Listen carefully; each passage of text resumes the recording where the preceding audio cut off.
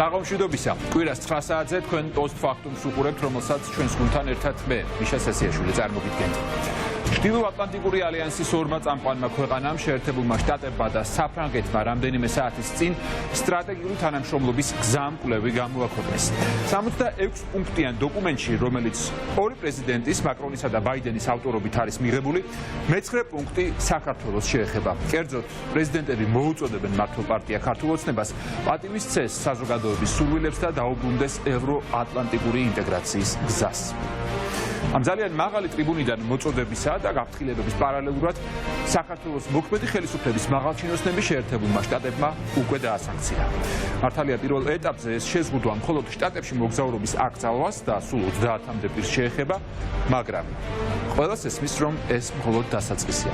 შესაძლოა პრორუსი ოლიგარქის თანაგუნდელები გარეგნულად სიმშვიდეს ინარჩუნებდნენ და სანქციებზე ხუმრობასაც ცდილობდნენ, მაგრამ შემდეგი ნაბიჯი მათი ფინანსების გაყიდვაა.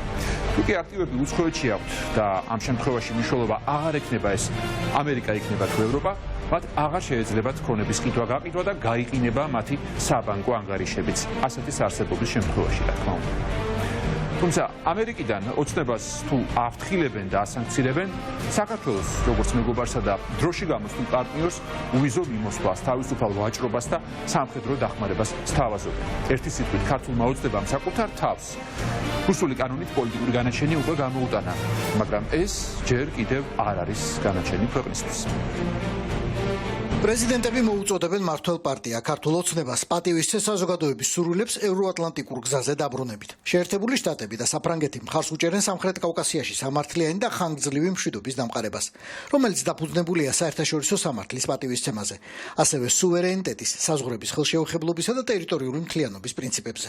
ისინი მხარს უჭერენ შემდგომ რეგიონულ ინტეგრაციას სამხრეთ კავკასიაში, რეგიონის ყველა ხალხის საკეთილდღეოდ. რამდენიმე საათის წინ ქართულ-ამერიკულ პოლიტიკურ ურთიერთობებში ალბათ პირველად ამერიკის პრეზიდენტმა საფრანგეთის პრეზიდენტთან ერთად ქართული ოცნების გასაგონად განაცხადა, რომ პატივის ცენ საზოგადოების სურვილებს ევროატლანტიკურ გზაზე დაბრუნებითო. სახელმწიფო დეპარტამენტმა ახალი სავიზო აკრძალვების პოლიტიკა მიიღო. დღეს ამ პოლიტიკის ნაწილად ჩვენ ნაბიჯებს ვდგამთ, რათა სავიზო აკრძალვები დაუწესოთ ათობით საქართველოს მოქალაქეს. ამერიკა აფრთხილებდა, რომ უბრალოდ ეს არ გაეკეთებინათ, მას შემდეგ რაც პაპუაშვილმა ხელი მოაწერა აგენტების კანონს, ზუსტად 48 საათში ამერიკის სახელმწიფო დეპარტამენტის სპიკერმა მეთიუ მილერმა გვითხრა, რომ სანქციები დაიწყო. ვერავინ იტყვის იმას, რომ საქართველო-ამერიკის ურთიერთობაში ოდესმე ამაზე რთული სიტუაცია და პერიოდი ყოფილა. მეთიუ მილერმა გუშინ თქვა, რომ ეს არის მხოლოდ პირველი ტრანში სანქციების დაწესების. ანუ იმის მოლოდინი უნდა გქონდეს, რომ იქნება მეორე, შესაძლოა მესამეც და ასევე უნდა გქონდეს იმის მოლოდინი, რომ ამ შემთხვევაში სახელმწიფო დეპარტამენტი უკვე ვალდებული იქნება გააკეთოს ის, რასაც მას კონგრესი მოსთხოვს. საგულისხმო იყო ისიც, რომ მეთიუ მილერმა განაცხადა, რომ თავდაპირველად დასანქცირდა რამდენიმე ათეული ადამიანიო. შემდგომ კი განაცხადა, რომ იქნება კიდევ რამდენიმე ტრანში, ანუ ასე მარტივ ენაზე რომ ვთქვათ, მილერმა გვითხრა, რომ ის პერმანენტულად გამოვა და ვიზების საკითხზე დასანქცირებულების შესახებ კიდევ ბევრჯერ იტყვის. ჯერჯერობით მხოლოდ რამდენიმე ათეულია. ვარაუდია, რომ დაახლოებით 30-მდე ადამიანი, მაგრამ ეს მხოლოდ ის ნაწილია, რომელსაც მეილზე მიუვიდა ცნობა. მაგრამ როგორ შეიძლება იცოდნენ ქართული ოცნების წევრებმა, არიან თუ არა ისინი დასანქცირებულნი. ია მეურმიშვილი, ამერიკის ხმის ყოფილი ჟურნალისტი, საუბრობს სანქციების ამ ნაწილზე. არის შემთხვევები, როცა მათ უგზავნიან, თუ აქვთ მათ უკვე არსებული ვიზა შეერთებულ შტატებში, მათ უგზავნიან რაღაცა ფორმით გზავნილს და ეუბნებიან, რომ ეს ვიზა გაუქმდა. არის შემთხვევები, როდესაც დიპლომატიური ნოტის გაგზავნით ხდება ამ ცნობის მიწოდება ადამიანისთვის და არის შემთხვევები, როდესაც უბრალოდ აეროპორტში შეიძლება მართლა მივიდეს ადამიანი და გამომდინარე იქიდან, რომ სისტემაში, საემიგრაციო სისტემაში არის შეყვანილი როგორც არასასურველი პირი ამ ქვეყანაში, შეიძლება რომ გამობრუნდეს საზღვრიდან. რაღაცები არის, რაც ჩვენ არ გვეცოდინება. მაგალითად, ქვეყნებს შეუძლიათ საზღვარზე უბრალოდ არ შეუშვან ყველანაირი სანქციების ანონსის გარეშე ის შავსიაში მყოფი ადამიანები, რომლებიც თქვა თუნდაც ამერიკული სანქციებით იქნებიან. აი ეს 35 თუ რამდენიც არის ადამიანის დასანქცირება, ისე რომ მათი იდენტიფიცირება არ ხდება, იწვევს იმას, რომ ფაქტობრივად ყველა დასანქცირებულია. რატომ? იმიტომ რომ ეხლა წარმოიდგინეთ, ხო, რომ არ გეუბნებიან დასანქცირებული ხარ თუ არა და შენ უნდა გაფრინდე ამერიკაში, ესე რომ ვთქვათ, 15 საათიანი ფრენის შემდეგ და იქ შეიძლება ვიღაცა ბებაჟიმ შემოგატრიალოს უკან. შესაბამისად, ეს არის ძალიან ესეთი მწარე თამაში ამათვის, რომ ფაქტობრივად ყველას აქვს განცდა, რომ თვითონ არის დასანქცირებული და ეს კარგია, უნდა გქონდეთ ეს. 5 ძირითადი მიმართულება, ანუ 5 კომპონენტი, რომლის ირგვლივაც გაერთიანდა სანქციების საკითხი. მედია პროპაგანდა, სასამართლო, პარლამენტი, ბიზნესი და ძალოვანი სტრუქტურები. მედიის ნაწილში სავარაუდოდ დასანქცირდნენ შალვა რამიშვილი და მისი ტელევიზიის მფლობელი ვიქტორ ჯაფარიძე. სავარაუდოდ რამდენიმე კვირის წინ ჯაფარიძემ უკვე იცოდა, რომ სანქციები არ ასწდებოდა და ამიტომაც ყველაზე მეტად ის ამ დღეებში საკუთარი შვილების მომავალზე ღელავდა.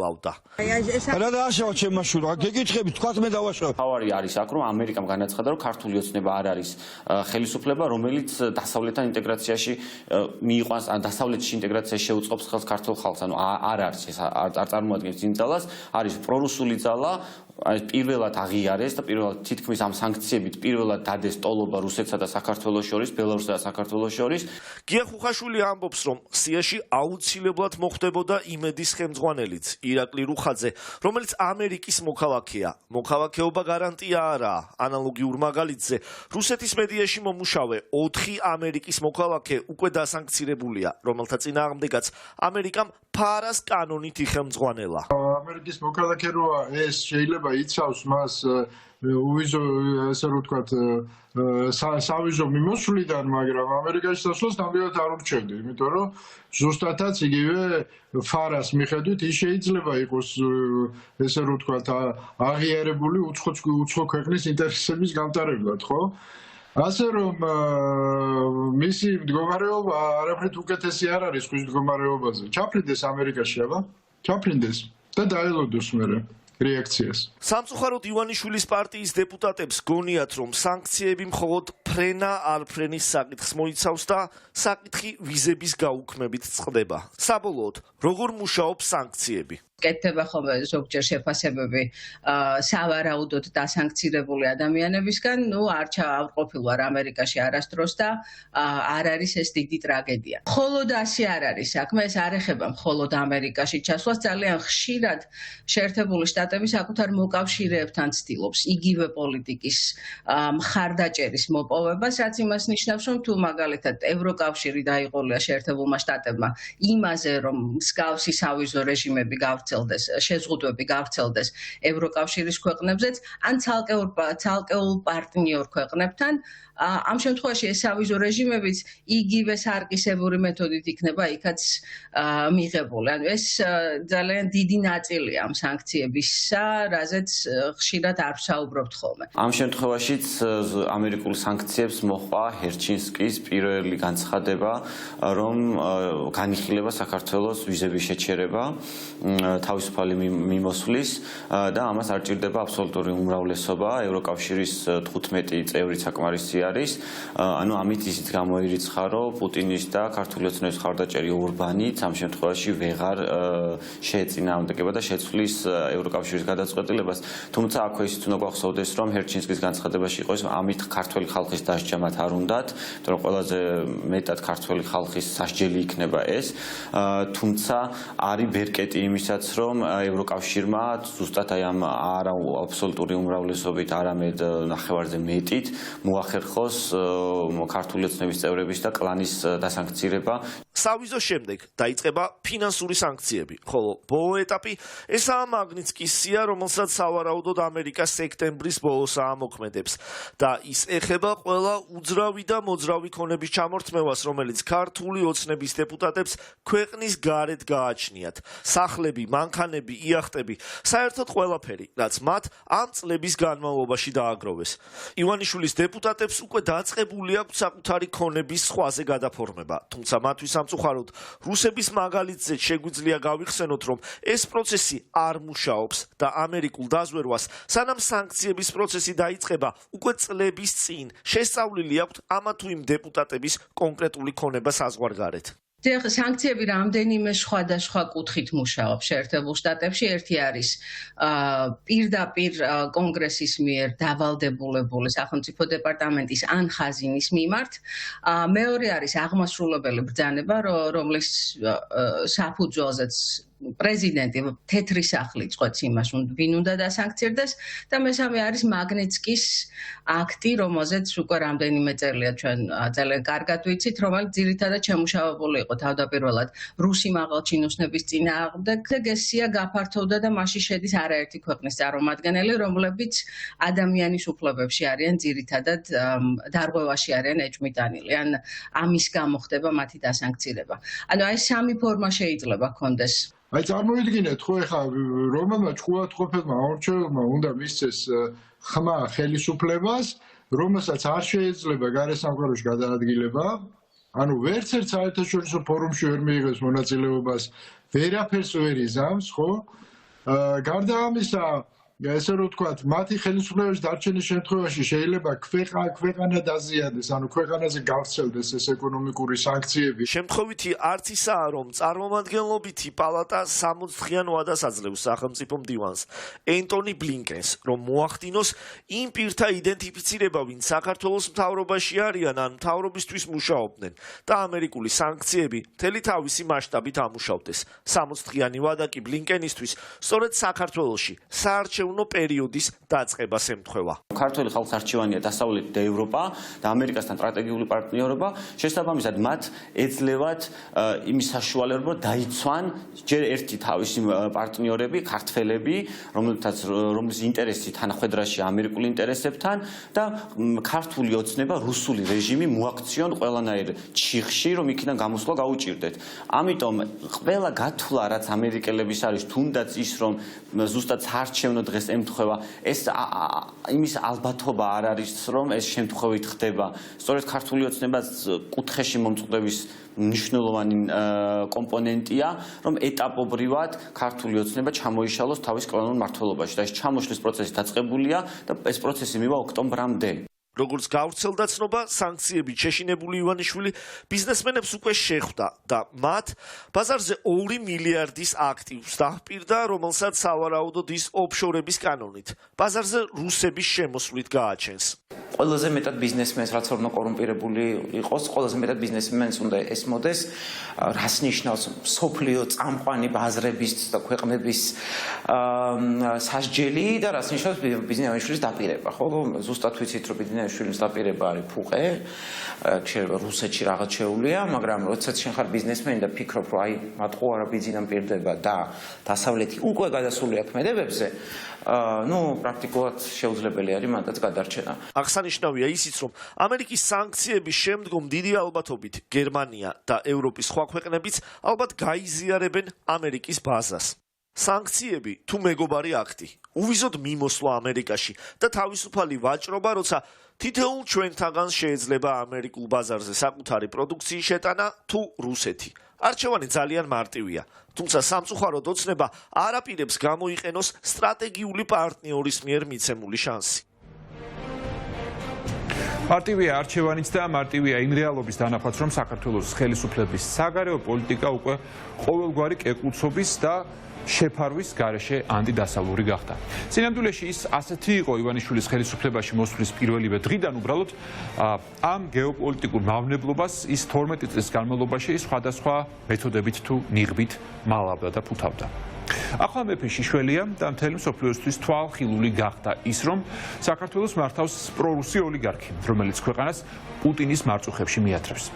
ამ დასავლეთისთვის ზურგის შექცევის პოლიტიკის გაგრძელება ანაკლის პროექტთან დაკავშირებით მიღებული კონკრეტული გადაწყვეტილებაც. საქართველოსთვის სტრატეგიული მნიშვნელობის პროექტი ისე გადაულოცა მთავრობამ საეჭვო წარსულის და ინტერესების ჩინურ კომპანიას, საეჭვო ინტერესების მათ შორის, რომ ქვეყნის სუვერენული პოზიციები და გეოპოლიტიკური სტრატეგია არც კი გახსენებია. მაინც რადგას ჩინური სახელმწიფო ჰოლდინგის საქართველოში შემოყვანის მიღმა. ანაკლია სხვათა შორის არაა ერთადერთი, რასაც ეს სამხედრო სამშენებლო კომპანია ჩვენს ქვეყანაში გააკეთებს. მათ შორის არის ვაზიანის ახალი აეროპორტის მშენებლობაც. ახალი აეროპორტი კარგია, მაგრამ მას ფაქტიურად ეწირება ვაზიანის მოქმედი სამხედრო ბაზა. ეწირება მისი მომავალი. ამ ბაზის გაუქმება კი რუსების ერთ-ერთი მთავარი მოთხოვნა იყო მაშინ, როდესაც თავისი ბაზები საქართველოსთან გაიყვანეს. ერთი სიტყვით, ნაბიჯ-ნაბიჯ საქართველოს მოქმედი ხელისუფლება ყველა სფეროს და სტრატეგიულ ობიექტს თმობს და ყოველ ჯერზე პირდაპირ თუ ირიბად ეს დათმობები სწორედ რუსეთის ინტერესებს ემსახურება. სარტყელი მივირტყი, მოვირტყი და შემდეგ როგორც ტექსტია. ნეტავ იმ დროს ეს რომ მხოლოდ ენის გასატეხი იყო. ახლა თავსატეხა და სახელმწიფო პოლიტიკად გვექცევა. ანაკლის ფაქტიური ჩაბარებით ჩინეთისთვის. ანაკლის პორტი არის კრიტიკული მნიშვნელობის ინფრასტრუქტურა, საერთაშორისო სატრანსპორტო ინფრასტრუქტურა და მას ეკონომიკური ნაცვლად გააჩნია გეოპოლიტიკური დანიშნულება და ჩინური კომპანიის შემოყვანა ნიშნავს ქვეყნის საგარეო კურსის ცვლილების კიდევ ერთხელ დადასტურებას, რაც რუსული კანონით დაიწყეს, ეს იმის გაგრძელებაა, რომ მივდივართ ჩინეთ რუსეთისკენ და არა დასავლეთისკენ. ასე უერთდებით ჩინეთის სტრატეგია სახელწოდებით ერთი სარტყელი, ერთი გზა, რომელიც კომუნისტურმა გიგანტმა 2013 წელს გამოაცხადა. როგორც აბრეშუმის გზის თანამედროვე განვითარება. პირველ მსხვერპლად მას ანაკლის პორტი შევწირეთ. მივიღეთ წინადადებები მხოლოდ ჩინური კონსორციუმის მხრიდან. ამ შემთხვევაში დეტალური აპლიკაცია წინადადება არის სრულყოფილი, წარმოდგენილია შესაბამისი საბანკო გარანტიები, აქედან გამომდინარე უახლოეს დღეებში, როგორც მოგახსენეთ, ჩვენ გვექნება დაზუსტებები, რომლის შემდეგაც გამოაცხადებთ გამარჯვებულად ჩინურ კონსორციუმს. ზომაწონის პარამეტრებით ჩინეთის საკომუნიკაციო სამშენებლო კომპანია, ანუ CCCC, მართლაც ძალიან დიდია. ყოველწლიური მრავალმილიარდიანი მოგებით. ოღონდ მთავარი პრობლემაა ამ ფულს როგორ მოიპოვებს. ის 7 წლის განმავლობაში ყავდა სანქცირებული მსოფლიო ბანკს, მართალია ამ წუთას ეს სანქცია აღარ აქვს, მაგრამ არავინ არ იცის სადმე მსოფლიოს რომელ წერტილში ისევ გაუჩნდება მსგავსი ტიპის პრობლემა. უამრავი სპეკულაცია მოვისმენთ ჩინურ კომპანიასთან დაკავშირებით. ამ დროს ეს არის ერთ-ერთი უმსხვილესი ჩინური სახელმწიფო კომპანია, რომელსაც აქვს უდიდესი გამოცდილება, მათ შორის ამ ტიპის პროექტების განხორციელების ძალიან დიდი გამოცდილება. შემოიტანეს ძალიან კარგი განაცხადი, ეს არის ჩვენი ინტერესი. ივანაშვილი ტენდერს დიდი სიამოვნებით მოაგებინებდა ძმებ როტენბერგებს ან პუტინის სხვა ძმაკაც ოლიგარქებს. მაგრამ იმდენიჯერ ესმის, რომ ოკუპანტის სახელმწიფოსთვის სტრატეგიული მშენებლობის პირდაპირ ჩაბარება რეპუტაციულად ძალიან დააზიანებს. ჩინური სახელმწიფო კომპანია ნაკლებად მტკივნეული ვარიანტია. თანაც მისი აბრევიატურა ასე საყვარლად გავს ივანაშვილის დიდად მონატრებულ საბჭოთა კავშირისას. თვითონ რითაა ანაკლია უკეთესი მთელ სახელმწიფო საქართველოზე, რომელიც თვალსა და ხელშუა 180 გრადუსით შებრუნდა დასავლეთიდან აღმოსავლეთისაკენ.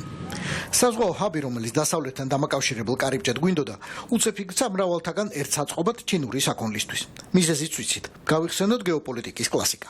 მე მითხრა რომ იცი რა, ოდი შევეშვათ ანაკლიას, შენ ეთყობა გეოპოლიტიკაში ვერ ერევი და მე მეუბნება ვერ ერკვევი. მე ესეთი რაღაცა მითხრა რომ რა უნდათ ამერიკელებს შავ ზღვაში. ასე იყო და პუტინი, ასე იყო და ლავროვი, დუგინი. ასე ქნა ივანაშვილმა. სტრატეგიული ობიექტის მშენებლობიდან წინასწარ გააძევა დასავლური კონსორციუმი და საქმე კომუნისტურ კორპორაციას ჩააბარა. ჩინური სახელმწიფო კომპანიებიდან ყველაზე სახელგატეხილს. რა უნდა ამერიკა შავ ზღვაში, ჩინეთი კი ოდითგანვე აქ იყო. დიახ, სოფლის ორღობის პირობების შექმნა საქართველოს ხელისუფლებამ არასანდოობით ინვესტორების გადაგდებით, ან საერთოდ გაგდებით სახელმწიფოდან, რამაც გამოიწვია ის, რომ სერიოზული დიდი საერთაშორისო ოპერატორები, იქნებოდა ეს ევროპული, ამერიკული, ავსტრალიური თუ სხვა, იაპონელები, უბრალოდ არ ჩამოვიდნენ საქართველოში.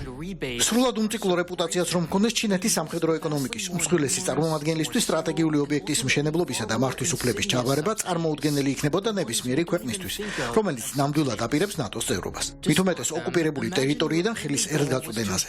და რა კი ივანაშვილი საქართველოს ზუსტად ეს ქნა ჩვენით უნდა მივხვდეთ. არანაირი ნატო არ იქნება, არანაირი ევროკავშირი და მიჩნეულია, რომ ეს არის ჩინური სამხედრო ინდუსტრიის ნაწილი ეს კომპანია, ისეთ ობიექტებს აშენებდა, რაც ჩინეთის სამხედრო ინდუსტრიებს ადგენდა და რაღაც საერთაშორისო ნორმები დაარღვია.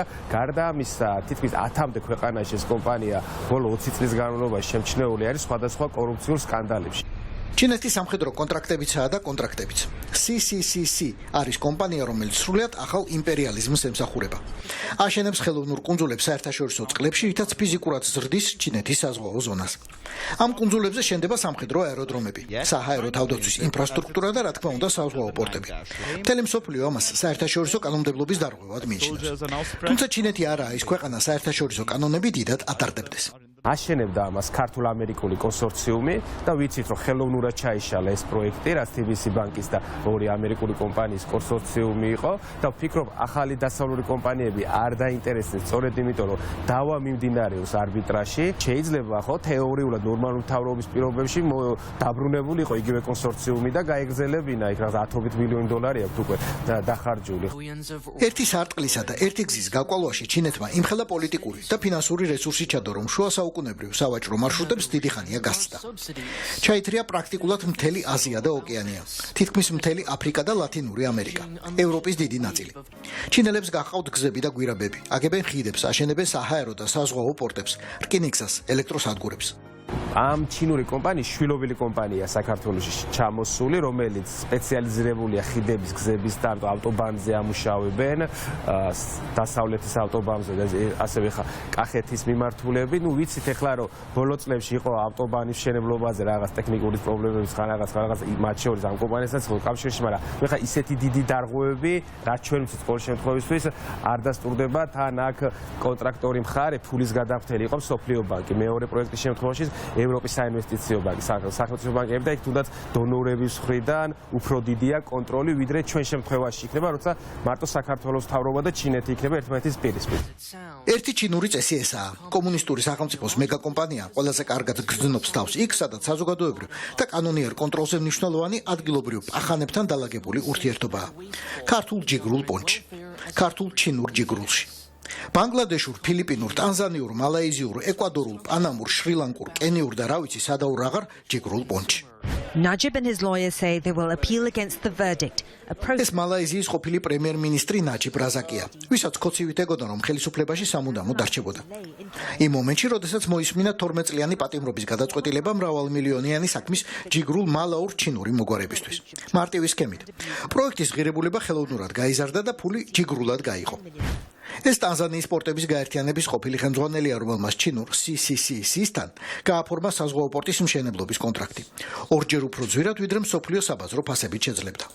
2018 წელს ბანგლადეშმა ამ ჩვენს კომპანიას აუგზავნა ქვეყანაში მუშაობა, როდესაც დიდი საგზაო პროექტის მოსაგებად ერთ-ერთ მინისტრს დიდი ფული შესთავაზეს. იგივე სქემა გასკდა ფილიპინებსაც. შრი-ლანკა კი მრავალი წელია ჩინეთს ედავება უდიდესი პორტის ჰამბანტოტას წაგლეჯისთვის. CCCC-მ პორტის მშენებლობაში საკუთარი წილი ჩადო. სახელმწიფოს კი მისი გადასახდელი წილი ჩინურივე ბანკის გავლით ასესხა. შრი-ლანკა ვალს ვერ მოელია და ჩინეთმა მიიღო უზარმაზარი საზღვაო კარიბჭე ინდოეთის ოკეანეში. ყველგან, სადაც შევიდა ეს კომპანია, ან მცდელობა განახორციელა და სწორედ ამ მცდელობის გამო შემდეგ კონტრაქტი გაუწყვიტეს, მაგალითად ტანზანიაში, ან საქმე აღუძრეს, სისხლის სამართლის საქმე აღუძრეს და ამის გამო კონტრაქტის მოქმედება შეჩერდა, მაგალითად ფილიპინებში, მალაიზიაში, ან 99 აქცია, სწორედ იმ ვალის ხარჯზე, რომელიც ჩინური ბანკიდან ქონდა კომპანიას აღებული, მაგალითად შრი-ლანკის შემთხვევაში და უბრალოდ წაიღო პორტი. დღევანდელი პირობებით საქართველოს მთავრობა კონსორციუმში 51% ფლობს.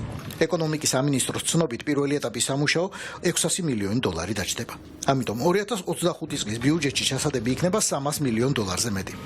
სადაპირებენ ივანაშვილის ბიჭები ამ ფულის შევნას ყველაზე სწორი კითხვაა.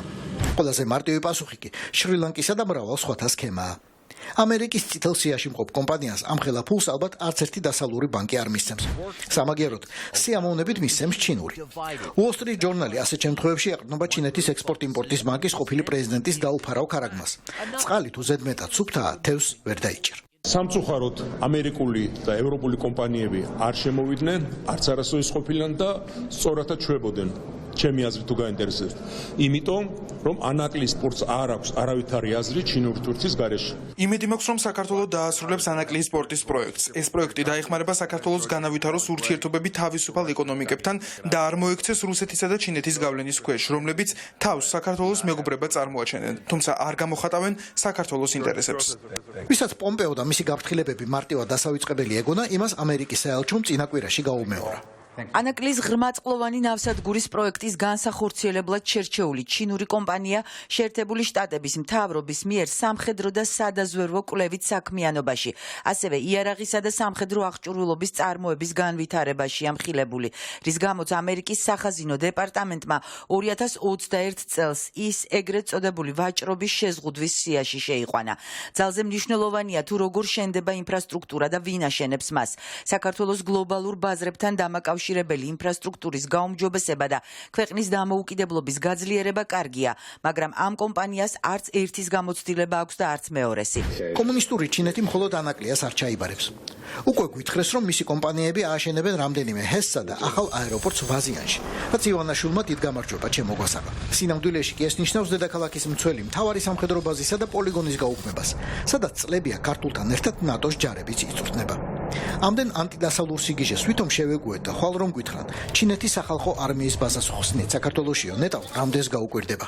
ზუსტად ვიცი, რომ ოქტომბრის შემდეგ ქართული ოცნება აღარ იქნება ხელისუფლებაში და ამ რუსულ კანონს მეორე დილიდანვე გააქრობს ახალი ხელისუფლება, მაგრამ ძალიან რთული სათქმელია, როგორ იქნება ანაკლის ბედი, იმიტომ რომ თუ ჩინურმა კომპანიამ აქ ფულის ხარჯვა დაიწყო, თუნდაც ეს იყოს $20. უკვე ძალიან ძლიერ მდგომარეობაში აღმოჩნდებით, იმიტომ რომ კონტრაქტი გახდება ეფექტური. ჩინეთის ეკონომიკურ პროექტებში ერთი სარტყლისა და ერთი გზის კონცეფციაში საკუთარი ადგილის პოვნა ყველა შეუძლია. და ყველა შეუძლია იხეიროს თუ კომუნისტური მონსტრის ფინანსურ რესურსს გამართულ და მყარ დემოკრატიულ წესებს დაახვედრებს. ხოლო თუ შენი სახელმწიფო 90-იანი წლების რუსეთის საუკეთესო მაფიოზურ ქურდულ კაგებეშნიკური ბესპრედელით იმართება, იხეირებს მხოლოდ პახანი და მისი პოლიტიკური ჰარამხანა. ყველა დანარჩენი კი პირველ რიგში სახელმწიფო საქართველო ჩინური სარტყლის ტყლაშანი და მხოლოდ მორტყმული დარჩება. თავისთავად ანაკლის პროექტზე თუ საუბრობთ, ისიც აუცილებლად უნდა ვახსენოთ, რომ ხელისუფლებამ ამ კონკრეტულ პროექტზე 12 წელი ფუჭად დაკარგა, 12 წელი ხან რა მიზეზი მოიგონეს, ხან რა არგუმენტი დაასახელეს, მაგრამ ფაქტი ასეთი არის, რომ 12 წლის წინ დასაწყები მშენებლობა დღესაც არ დაწყებულა და დღესაც იქ ცარიელი მინდორია. ახლა კი სამართლებრივ პრობლემებზე უნდა გადავიდე, უпростоრად სამართალდამცველების ქმედებებზე, რომელიც ძალიან ხშირად კანონის მიღმა არის ხოლმე და ცდება კანონის მიერ განსაზღვრულ ჩარჩოებს. სიმთვრალეზე მძღოლის გადამოწმების ოპერაცია საბოლოოდ მოქალაქის და მისი მამის ცემით და პოლიციის მხრიდან უფლებამოსილების უხეშად გადამეტებით დასრულდა. საქმე იმაშია, რომ ადევნების შედეგად პატრულმა ვერ შეძლო მანქანის გაჩერება, რომელსაც სავარაუდოდ ნასვამ მდგომარეობაში მყოფი პირი მართავდა. თუმცა გარკვეული პერიოდის შემდეგ მანქანას პოლიციელებმა გაჩერებულს მაინც მიაგნეს და სამართალდამცველები უკვე ამ მოქალაქის სახლში ყოველგვარი განჩინების ან ოპერატიული აუცილებლობის გარეშე შევიდნენ. საპასუხო მხრიდან კი შეხვდნენ მოქალაქის კატეგორიულ მოთხოვნას ტერიტორია დაეტოვებინათ. საბოლოოდ საქმე ისე დასრულდა, რომ პოლიციელები ოჯახის წევრებს ფიზიკურად გაუსწორდნენ. სახლში უკანონო შეღწევის გასამართლებლად კი ძიებას ურთიერთგამომრიცხავი ჩვენებები სწორედ სამართალდამცველებმა მისცეს. სამხრეთ კამერებში მხოლოდ აგრესიული მოქალაქე ჩანს, მაგრამ ვიდეო სწორედ იქ წყდება და ჩერდება, სადაც პოლიციელი მოქმედებაზე გადადის და სავარაუდოდ სწორედ ამ მომენტში უსწორდება დაკავებულს ფიზიკურად. საქმეს ამ ვიდეო მასალებში ჩანს ისიც, რომ პოლიცია იარაღით აშინებს მოქალაქეს და ჩაცხრილით ემუქრება. საქმეს სპეციალური საგამოძიებო სამსახური იკვლევს, თუმცა მოქალაქე, რომლის სახლში პოლიციელები პროცედურების დარღვევით და სასამართლო განჩინების გარეშე აღმოჩნდნენ, ამ დრომდე პატიმრობაში რჩება.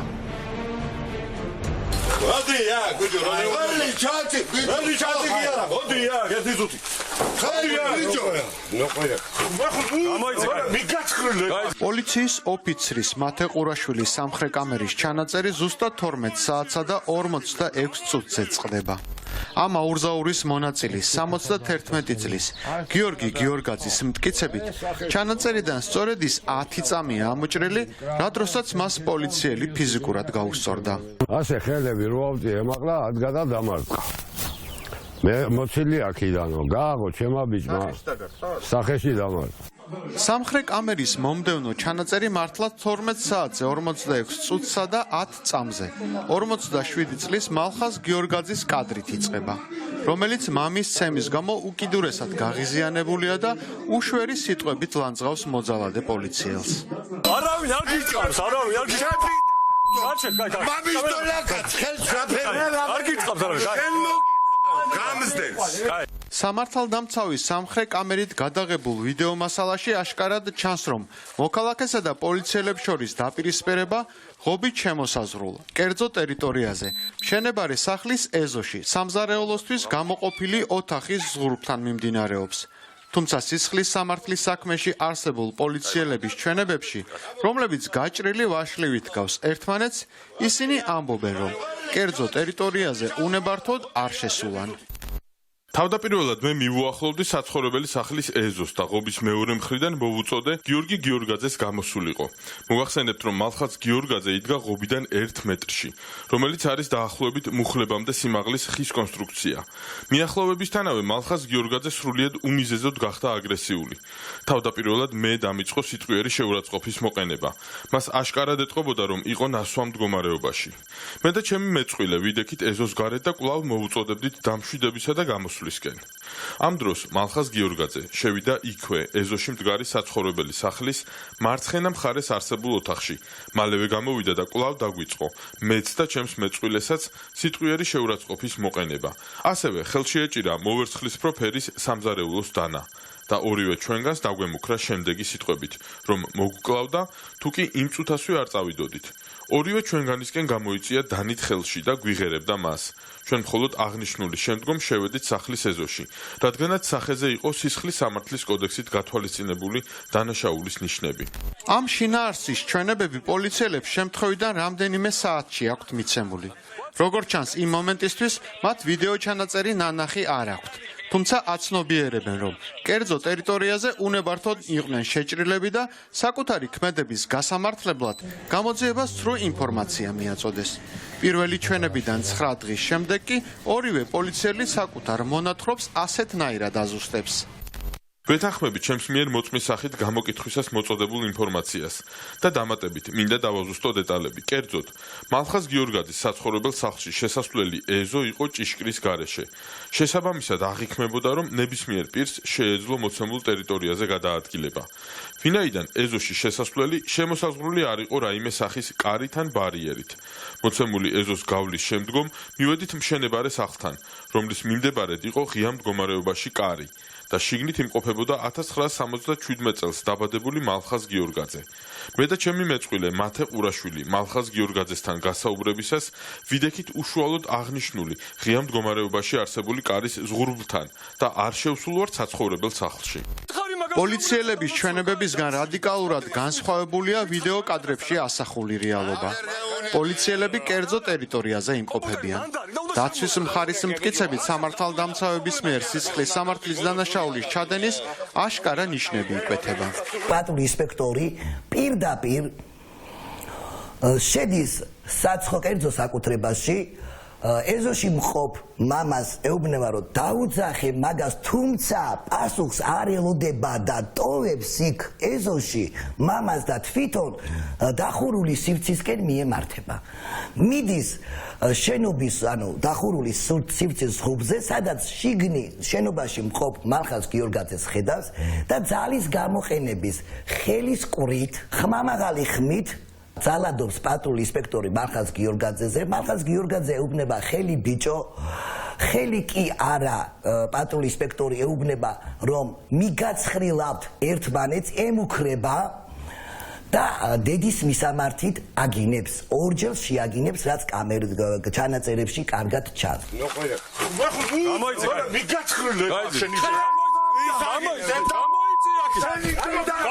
აქ არის უფლებამოსილების გადამეტება, აქ არის მუქარა, აქ არის ფიზიკური ძალადობა და აქ არის უკანონო დაკავება. ანუ 4 სხვადასხვა დანაშაულია ჩადენილი შემთხვევის ადგილზე. ისტორია, რომელიც ადვოკატ ვალერი გელბახიანის აზრით პოლიციის 2 ოფიცრის მიერ 4 სავარაუდო დანაშაულის ჩადენით დასრულდა 8 აპრილს შუადღისას დაიწყო. დიდი ალბათობით ოპერატიული შეტყობინება იმის თაობაზე, რომ Toyota Prius-ის მარკის ავტომობილს სავარაუდოდ ნასვამი მძღოლი მართავდა, საპატრულო ეკიპაჟმა საძახისით 7401 შუადღის 3:01 წუთზე მიიღო. ჩვენს ხელთ არსებულ საპატრულო ეკიპაჟის ბორტის კამერის ჩანაწერებში ხმა არ ისმის. თუმცა საპატრულო პოლიციის ავტომობილის მოძრაობის სიჩქარითა და მათ მიერ საგზაო ნიშნების უგულობელყოფით შეგვიძლია ვივარაუდოთ, რომ პოლიციელები სავარაუდო დამნაშავე მძღოლს ეძებენ და ერთ-ერთ ქუჩაზე მაღაზიის წინ გაჩერებულს პოულობენ კიდეც. კადრებში კარგად ჩანს, რომ პატრული ინსპექტორები ამ ავტომობილს ხედავენ და შენელებულისთვის უახლოვდებიან. ამ მომენტში თუ კი პატრულს ჰქონდათ იმის საფუძველი, რომ ეჭვი შეეტანათ, რომ მძღოლი ნაცვლად მდგომარეობაში იყო, მათ სრული უფლება ჰქონდათ გადამოწმების მისვლით გაჩერებულ ავტომობილზე მისულიყვნენ და გადამოწმებიათ მძღოლის სიმთვრალე სიფხიზის მდგომარეობა. თუმცა აღნიშნული მათ არ გაუკეთებიათ. იმავე ბორტის კამერის ჩანაწერში ჩანს, რომ პატრულის მანქანის მოტრიალების პროცესში Toyota Prius-ის მძღოლი ეჯახება ჯებირს. შემდეგ მანქანას ასწორებს და მიდის. პოლიციელების მტკიცებით ისინი მძღოლს გაჩერებისკენ მოუწოდებდნენ, თუმცა უშედეგოდ. რომ ჯდებოდი მანქანაში, გამოგვიარა პატრულმა და გეიარა ზევიდან ჩამოდიოდა პატრული გეიარა იქეთ. ჩავჯექი მანქანაში, მე ვუთხარი ჩემ ბავშვს, რომ პატრულმა გეიარა აქეთაც, ამან დაქოქა უცებ მანქანა და იქვე ხით შეეჯახა. და წამოვეით. მის მერე მოგდებდნენ, არ მოგდებდნენ, ეს ჩვენ არ შეგვიჩნევია. საბორტო კამერის ჩანაწერის მიხედვით დევნა 2 საათზე 7 წუთსა და 8 წამზე იწყება. დაახლოებით 33 წამში პრიუსი კადრიდან უჩინარდება და მხოლოდ 1 წუთის შემდეგ შორს აღმართზე გამოჩნდება. საბოლოო დევნა მხოლოდ 2 წუთი გრძელდება და პოლიციელები უკვე გაჩერებულ და დაკეტილ მანქანასთან 2 საათზე 8 წუთსა და 57 წამზე მიდიან. როდესაც პატრული თვითონვე შეესწრო ფაქტს, სადაც მოხდა შეჯახება, აქ ასეთ შემთხვევაში დევნაც რომ არ განხორციელებულიყო და პატრულს მოეძებნა ავტომობილი და მიდგომოდა, რაც მოხდა კიდევაც და მიადგა მის ამარზე, მათ ჰქონდათ უფლება გამოეძახათ ევაკუატორი და საჯარიმოზე გადაეყვანათ ავტომობილი და დაეწყოთ ადმინისტრაციული წარმოება. მოგეხსენებათ, ავტომობილის მესაკუთრე სახეზია და შეუძლიათ იდენტიფიცირების მოხდენა და მესაკუთრე თუ კი თავად არ იჯდომებოდა საჭესთან, ასეთ შემთხვევაში ასახელებს ვინ შეიძლებოდა მართავდეს და სწორედ იმ პირის მიმართ, ვინც მართავდა, ტარდება ადმინისტრაციული სამართალდარღვევით გათვალისწინებული შესაბამისი სანქცია. ამის ნაცვლად პოლიციელებმა გადაწყვიტეს სავარაუდო დამნაშავე მძღოლის სახლიდან გარეთ ძალის გამოყენებით გამოეყვანათ. როგორც ძველი ბიჭი ისე მიდის, პოლიციის ფორმაში ჩაცმული და მე იარაღით ემუქრება ხო. ადამიანს როგორც კანონი ამბობს ამას, რომ სისხლის სამართლის კანონი ყველა ადამიანს თავდასხმის დროს უფლება აქვს რომ დაიცვას საკუთარი თავი. ეს არის ადამიანის მოვალეობა, უფლება არ არის მარტო, მოვალეობაც არის თავდასხმისგან დაიცვა. ეხლა რიც არ უნდა იყოს პოლიციის ფორმაც რომ ეცვა ჩემს სახლში რომ იარაღით შემოდის და მემუქრება, ხო? მე თავი რაღაცით უნდა დავიცვა. არ არის ესე თლად სალსახად რა ხან პოლიციელის ფორმა. თუ პოლიციელი არ მოქმედებს კანონის შესაბამისად, ყაჩაღს არ შეუძლია ჩაიცვას პოლიციის ფორმა. პოლიციელებსა და მალხაზ გიორგაძეს შორის დაძაბულობა პიკს მაშინ აღწევს, როდესაც ეს უკანასკნელი ხელში დანას იღებს.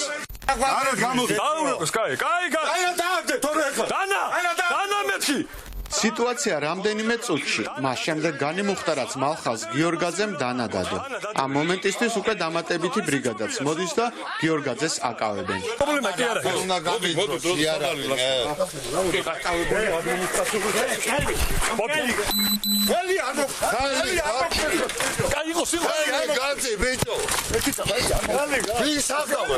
კადრებიდან კარგად ჩანს, რომ ნაცემი მდგომარეობაში არ გადაყავთ, არ აკავებენ. დაკავების მომენტში იგი არ არის ნაცემი. თუმცა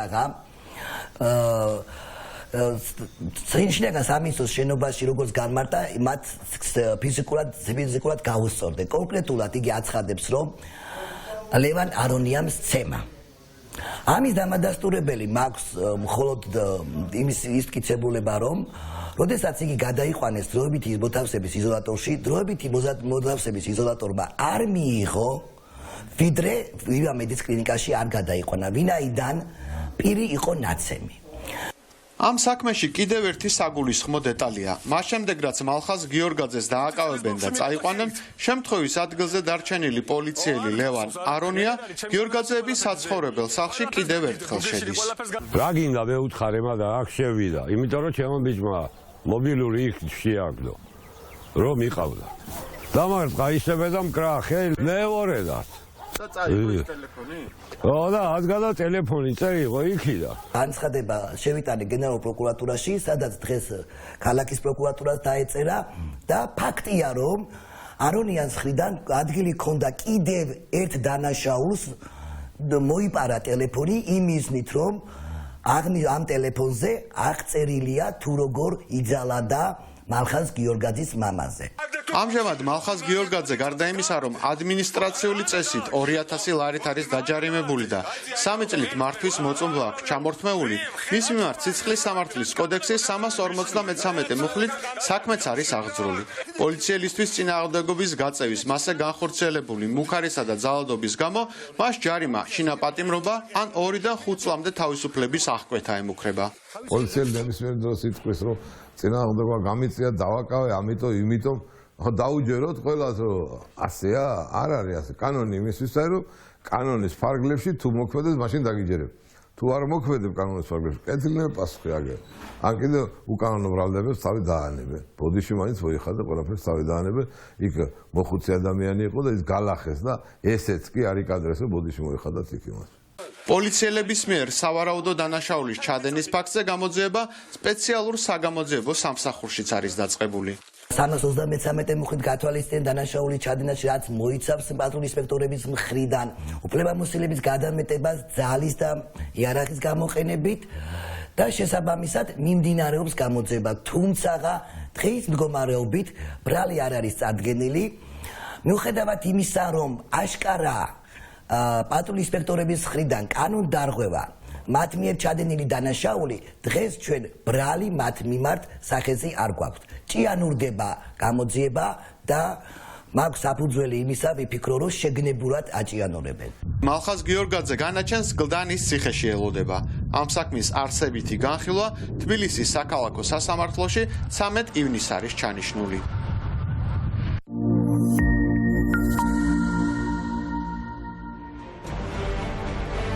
და ისევ სამართალდამცავი სისტემის გამოწვევებზე და პრობლემებზე უნდა გავაგრძელოთ საუბარი.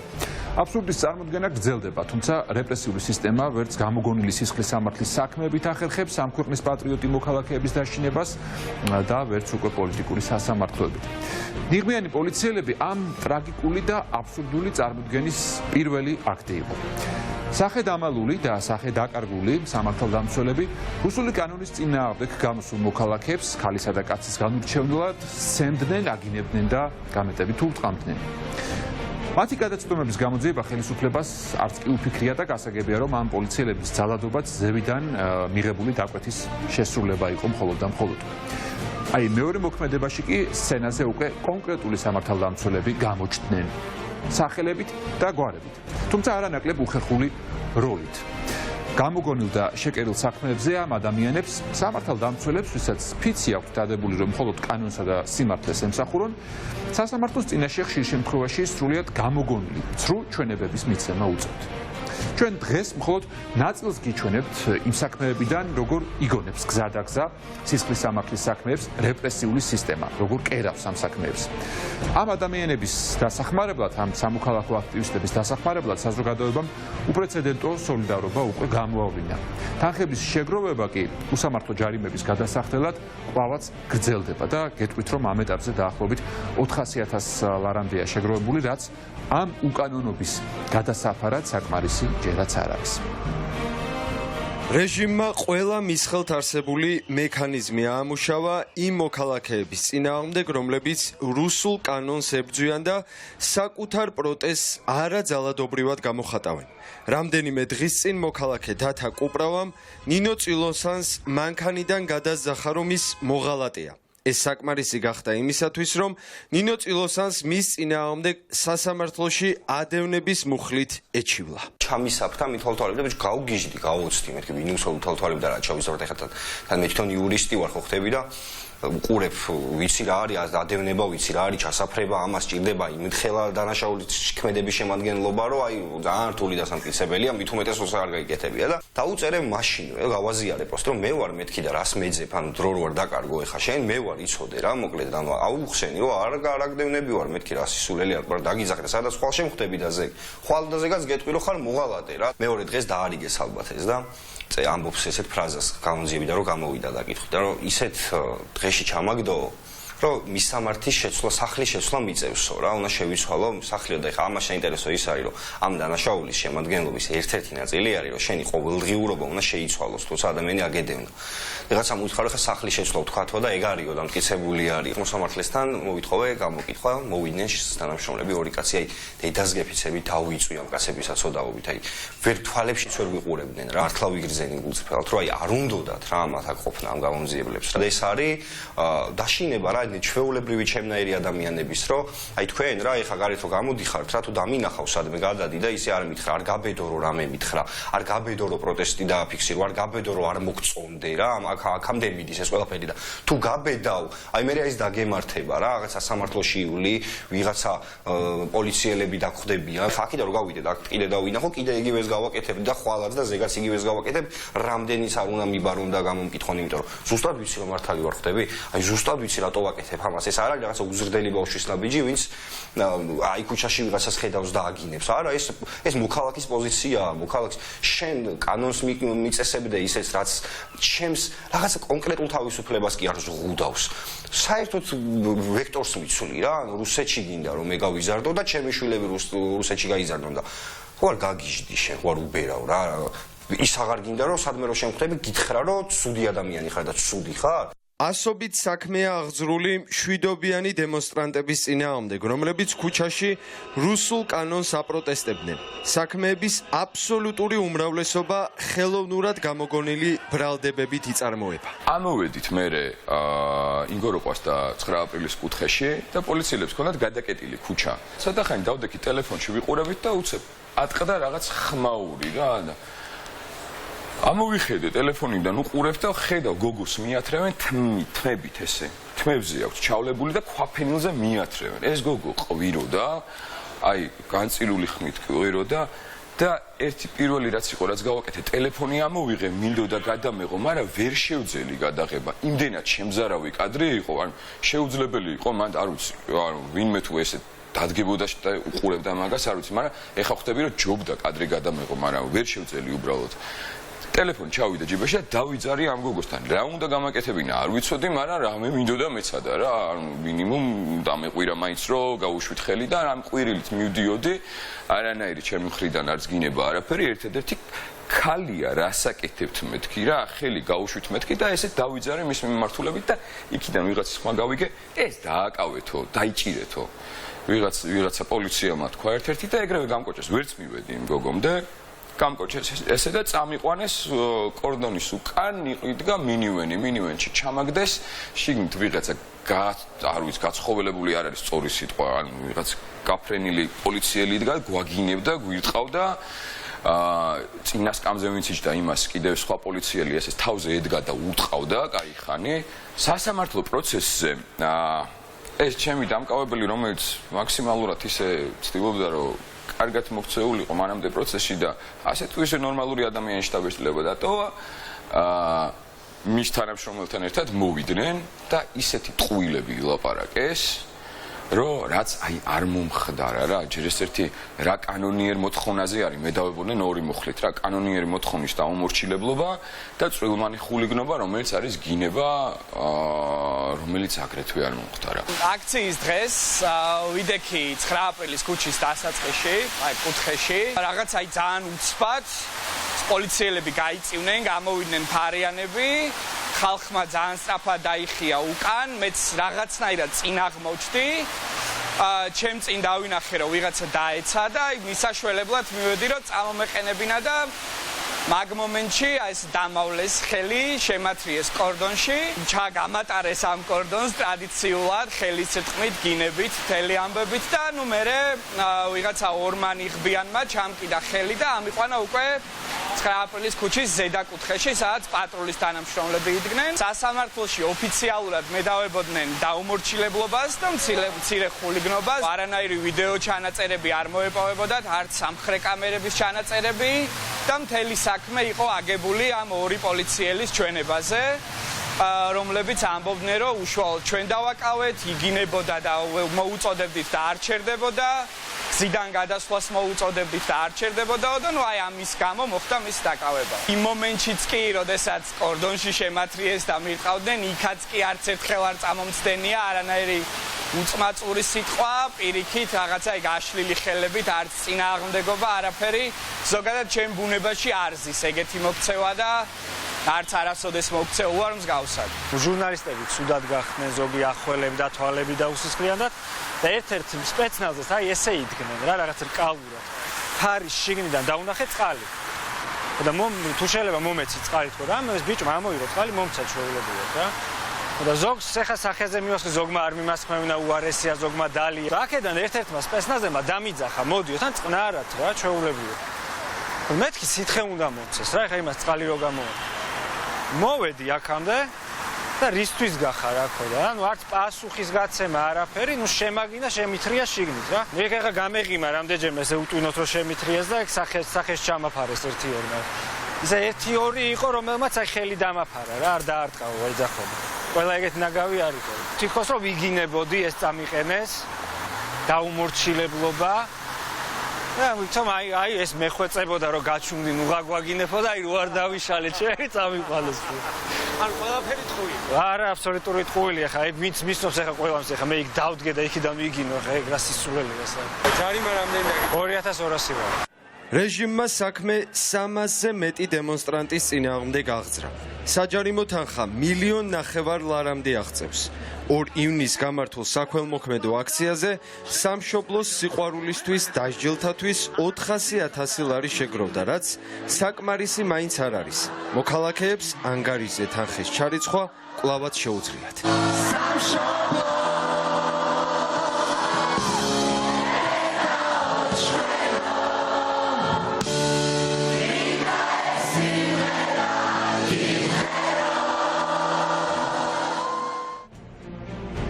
რუსული კანონის წინააღმდეგ საქართველოს მოქალაქეების პროტესტმა და ხელისუფლების ცინიკურმა პასუხმა ქვეყანაში ქვეყნის ბნელში ჩათრევის დაუფარავმა მცდელობამ, რასაც პრორუსული ხელისუფლების წარმომადგენლები ასე მონდომებით ცდილობენ, ცხადია, რომ თავისი გავლენა ხელოვნებაზეც იქონია და ხელოვნებიც კიდევ ერთხელ დააფიქრა იმაზე, საით მიდის საქართველო და რამდენად ძიმე ეგზისტენციალური არჩევანის წინაშე აღმოჩნდა თითოეული ჩვენგანი სწორედ იმ ნაბიჯების გამო, რომელიც საქართველოს მოქმედმა ხელისუფლებამ გადადგა.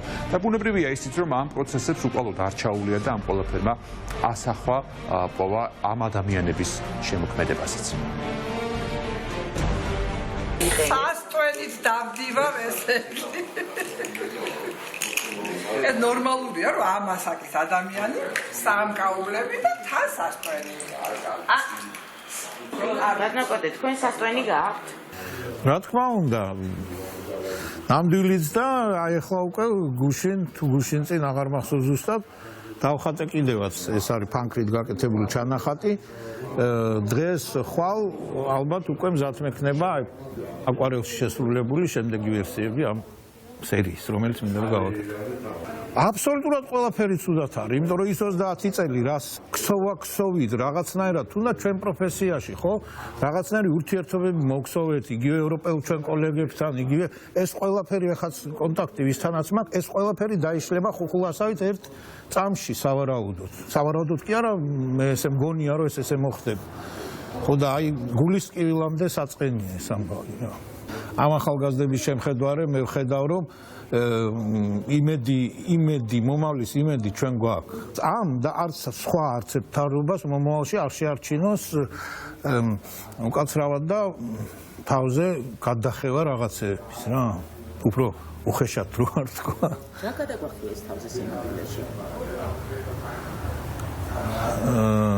ბევრი რამე სხვათა შორის. მე შეიძლება არა ვარ არც იურისტი, არც კანონმდებელი, მით უმეტეს არც არანაირ პოლიტიკურ წრეს არ წარმოვადგენ. მე ჩემ სახელოსნოს წარმოვადგენ, აბსოლუტურად ჩემ ხელოვნებას წარმოვადგენ და უბრალოდ როგორც ადამიანი ვარ აღშფოთებული იმით, როგორ შეიძლება ამდენი ადამიანის თუნდაც სულელური წინადადება იყოს, როგორ შეიძლება ის ძალით დათრგუნო. აი გარი წარმოუდგენელი რა, ამას ვერ იზავ მე ესე მგონი. მასონების გჯერათ? ჭილაშვილები მასონები ყოფილან, ისტორია ცნობილია. ეს რა ქვეყანაში მოხვდით, როდესაც ეს უვიცობა, უღირსობა დადგა ჩვენი მედროშე. ეხლა დადგა ის დრო, როდესაც კარი გახსნილია, გეუბნებიან მობძანდით. და ბუარქიანი გვიდგა სათავეში. ჩვენ ცხოვრება შევწირეთ ამას. და აღმოჩნდა, რომ ახალგაზრდები, რომლებიც მოდიან, ისევ ამ გზაზე უნდა იანონ, ოღონ მიმართულება გაურკვეველია. ევროპა გვინდა, ევროპა. აუსტვილი. ეხლავე, ამით ვაგდებ მტერს.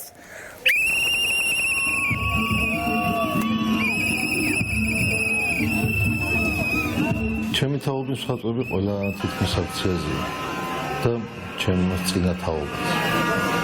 და სახელოსნოში არანაირი კეთება.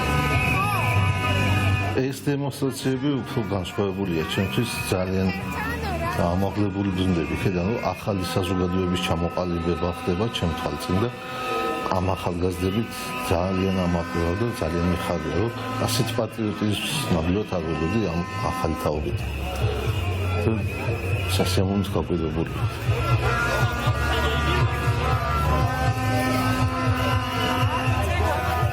ეს ნამუშევარი ტოტალურობას ეხება და რეჟიმის ჩამოყალიბებას.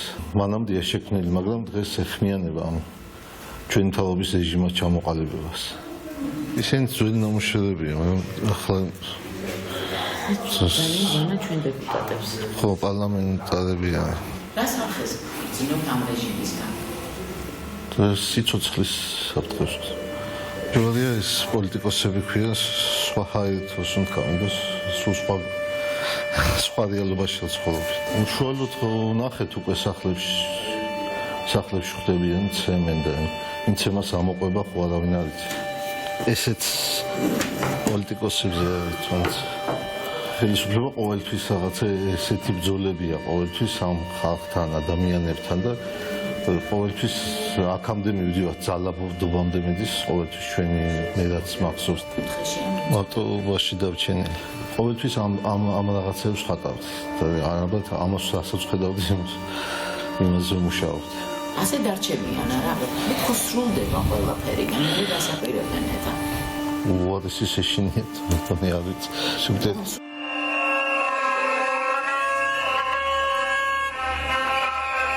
მომოსხედავ ევროპაში. და ვფიქრობ, რომ ეს პროტესტი გაიმარჯვებს და ვერ გაუძლებს ეს რეჟიმი ამ ძალას, ამ ახალგაზრდულ ენერგიას. ამ მოვლენებმა ანუ პირიქით რაღაც ვერ ვაკეთებ ვერაფერს და უფრო რაღაც აქციებზე ვარ და ესე შემოქმედებითად ვერ მუშაობ. მაგრამ რაღაცებს ვაკეთებ. ახლა დაწყებული მაქვს ის ნამუშევრები, რა თქმა უნდა ამ თემატიკას ეხება.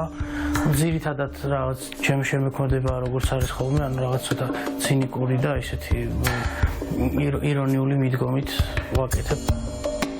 მას ხვდები, რომ ძალიან მნიშვნელოვანი და ისეთ ისტორიულ მომენტში ვიმყოფებით, როცა ხელოვანისთვის და მხატვრისთვის ძალიან მნიშვნელოვანია ამ ყველაფერზე რაღაც თავის პოზიცია გქონდეს.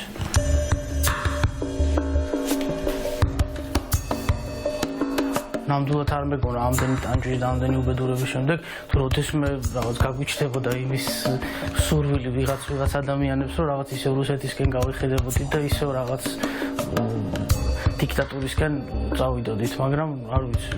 როდესღაც არ წარმოგვედგინა, მაგრამ რეალობა სხვა რომ გვაჩვენებს სამწუხაროდ. დარწმუნებული ვარ, რომ ბოლომდე მივიყვანთ ამ ყველაფერს და გავიმარჯვებთ.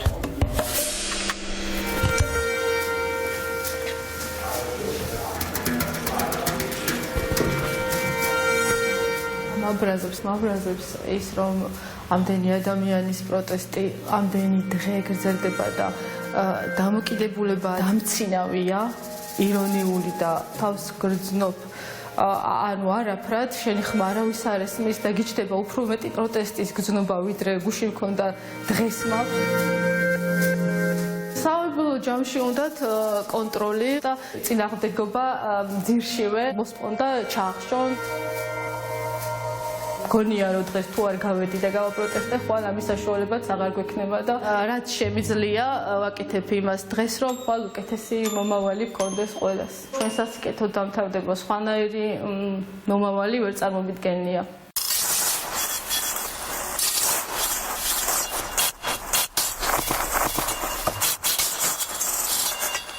ეს ხო ეხლა არ დაწყებულა ეს რაღაცა რუსეთისკენ და რუსული კანონი. რაც მოვიდნენ ცოტა ხნის შემდეგ უკვე მივხვდი, მაშინაც კი თითქოს ინტუიციით გზნობდი რომ ვერ იყვნენ ეს რაღაცები ხდებოდა, მაგრამ მაინც რაღაცა პროცენტს ვიტოვებდი, რომ იქნება ცდები, იქნება რაღაცა მცდელობა, მაგრამ მე უკვე აი მალევე ასევე რაღაც ინდიკაციები რა, ხო, რომელიც უკვე განსაზღვრავს და უკვე გიბიძგებს იმისკენ, რომ ესენი არიან რუსები რა. მართალია მაშინვე ეგრეთ შეხო არ დაუწყიათ ნაჯახი და რაღაცა, მაგრამ მაშინვე იგრძნობოდა. რა ვიცი, აი ზურგის ტვინით გრძნობდი რა, როგორ გითხრა რა. ქვეყანა ის ხო არ არის მარტო, რომ შენ გამოხვიდე ცალკე იყო და რაღაც ეგეთი რამე არ ხდება. ქვეყანა ხარ შენ. და შენ რამდენად სოციალური ხარ თუ ასოციალური ხარ თუ რაღაცა, მაგას არანაირი მნიშვნელობა არ აქვს. რა ადრე თუ გვიან მაინც შეგიხება რა და იგრძნობ შენზე რა. შეიძლება ჩემთვის ახლა იმ წუთში პირზე ხელი არავის არ აუფარებია, მაგრამ მის რომ წუთში არ აუფარებია, ეგ იმას სულაც არ ანიშნავს. ეგ მხატვარი კი არა, ნებისმიერს ააფარებენ კი არა, დაახურებენ თავზე რა. ერთადერთი არის რომ მაგათ მიეკედლა და მაგათთან იყო და მაგათში დაუკრა. ეგ ადრე თუ გვიან იქნება, ბუნებაა ეგეთი. ბუნებაა და მეც ახლა თავი არ დაუნტრავია ჩემთვის ჯერ ხო მაგალითად, ხო ეგ სულაც არაფერს არ ანიშნავს, რომ ხვალდაზე გარიქნება ეს. აუ მე მაინც ოპტიმისტი ვარ რა. უბრალოდ არ რაღაც სხვა რამე დაუშვა რა პროსტო. აი არ ვიცი. ამიტომ ის გადაფში დამშენია რომ ის კონდეს რომ ყველაფერი ის დამთავრდება როგორც საჭიროა. ანუ როგორც საქართველოს უნდა რა თქმა უნდა.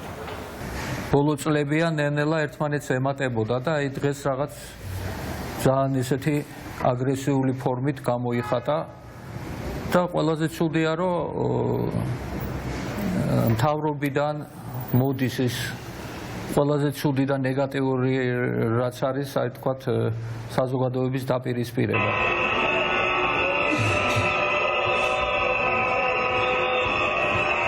Facebook-ზე იყო ეს ცნობილი ფოტო, შავი რობოკოპები და აქეთ მეორე მხარეს ფერადი ხალხი. და რაღაც სიმბოლურად ესეთი ის გავაკეთე, რა ქვია, ფერწერა, უფრო კონცეპტუალური. ძალიან მინიმალისტურად გადმოვეცი ეს შავი ფონი და ფერადი, აი ეს განსხვავებები, აი ამ შავ ფონზე რაღაც ესეთი დიამეტრალურად სხვა, რომ ერთ ადგილას არის რაღაც ძალა, რომელიც ხშავს აი ყველაფერს პოზიტიურს და მეორე მხარეს არის ჯერ თითქოს არ არის ბევრი ეს, მაგრამ თავისი სიკაშკაშით როგორ შეაქვს სიბნელეში სინათლე რაღაც. მაგის ვიდეო ვერსია ნანახი, როდესაც ეს შავი მასა ნელ-ნელა უკან მიხევს და ეს ფერადი მასა ავიწროვებს. როგორ ვფიქრობთ, ასე დამთავრდება ჩვენი ბრძოლა? იმედი მაქვს, იმიტომ რომ ახალგაზრდების გამოსვლები და მათი ჩართულობა ესეთი წმინდა და ნათელი ის იყო, ნაპერწკალივით, მათი იმედი მაქვს და იმის იმედი მაქვს, რომ აი საზოგადოებაც უფრო მეტ წინააღმდეგობას გაუწევენ, აი რასაც ვეძახით ბოროტს, რომ დაამარცხონ ეს ძალები და ბოლოს გავიდეთ იმ სინათლეზე, რასაც ქვია ჩვენი ადგილი, რასაც ველოდით ამდენი ხანი და რისკენაც მივისწრაფვით. თითქოს რა ვიცი. მივალთ იქა. უნდა მივიდეთ.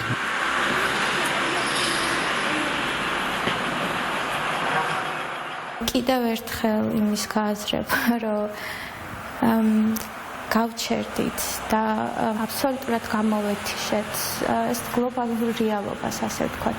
სკეპტიკურად როგორ არ უნდა მიუდგეს და ფრუსტრირებული როგორ არ უნდა იყო, უბრალოდ არ მესმის, იმიტომ რომ იმაზე დიდი საშინელება არაფერი არ არის, როცა წარსულში გიწევს ცხოვრება.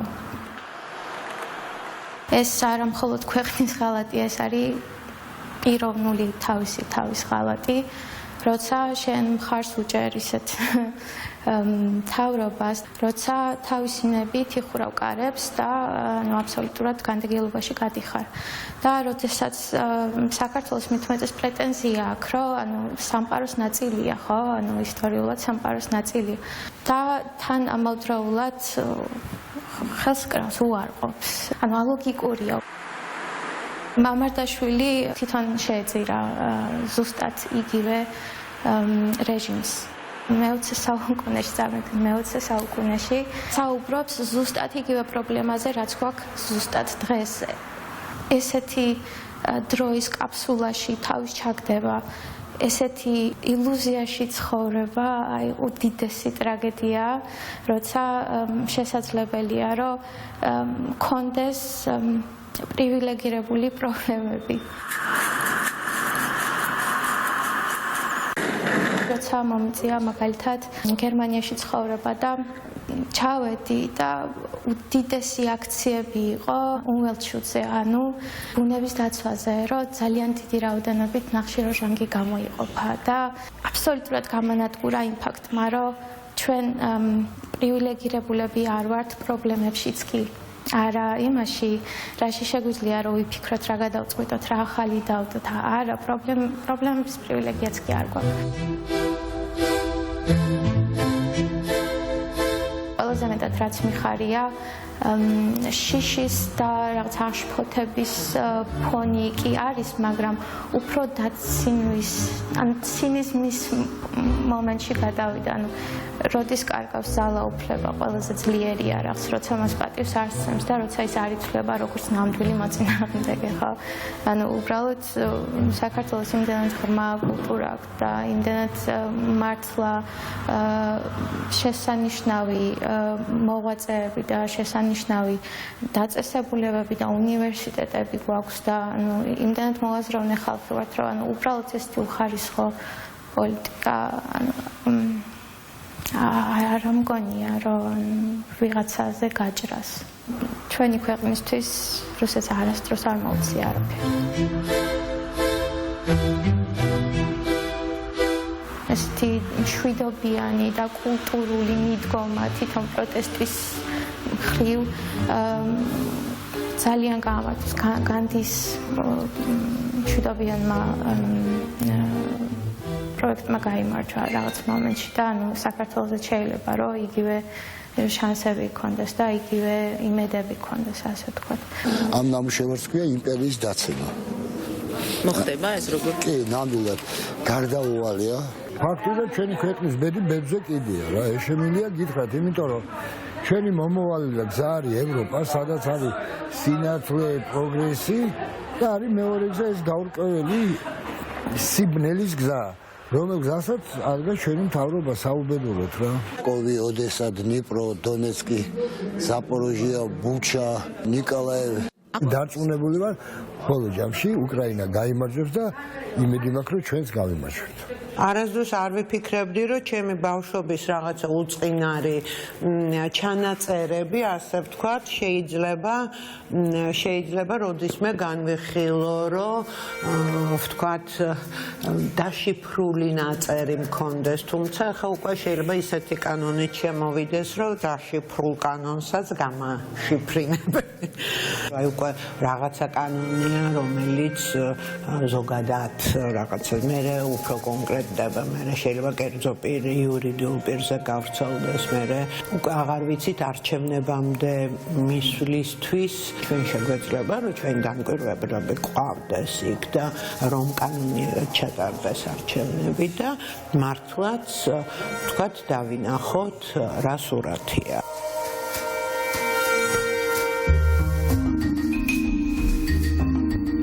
მაგალითად ჩემი მამშობლებმა მაინც აი თავის პირად ტყავზე გამოცადეს ხო აი ეს უბედურება და ნუ მე ხა ჩვენ დროსაც ხა ზეხზე და იმაზე თუ არ ვილაპარაკებთ ბილეთის ფასზე მეორე აზრის ქონა არ შეიძლებოდა ხო მართალია და ვინც კი მეორე აზრს გამოხატავდა ის იყო აგენტი და გამყიდველი და ნუ სხვადასხვა დროს სხვადასხვანაირად შეიძლებოდა დაისჯილიყო და ნუ რა ვიცი ახლა მე მაინც მაქვს იმედი, რომ რაღაცა ენერგია არ მისცემს იმის საშუალებას, რომ რამე განმეორდეს, პრინციპში მეშინია.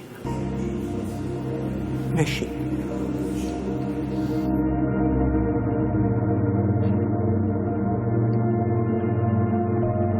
ნახეთ, ისტორიაში საქართველოს ყოველთვის იყო გახსნილი. საბერძნეთმა დატოვა აქ ისეთი მარკერები, რომელიც ძალიან მნიშვნელოვანი მიმაჩნია მე, მაგალითად ის, რომ პრომეთეოს მითი არის. მერე ის, რომ არის კოლხური მისტერიები, იასონის არგონავტების ელიც, მაგალითად საქართველოში და ჩვენ თუ დაუკვირდებით ამას ძალიან გადო პრომეთეოსი არის ის, რომელიც აი თავისუფლებაზე არის მთლიანად დაფუძნებული. ანუ ჩვენ უკვე ვართ ევროპა. პრაქტიკულად, იმიტომ რომ საბერძნეთი არის ევროპის პლატფორმა და ჩვენ უკვე ვართ ეს ევროპა. ესეც რა, ღია ტექსტებიდანაც გასაგებია, რომ ეგ არის რა, ვიკეტებით რა.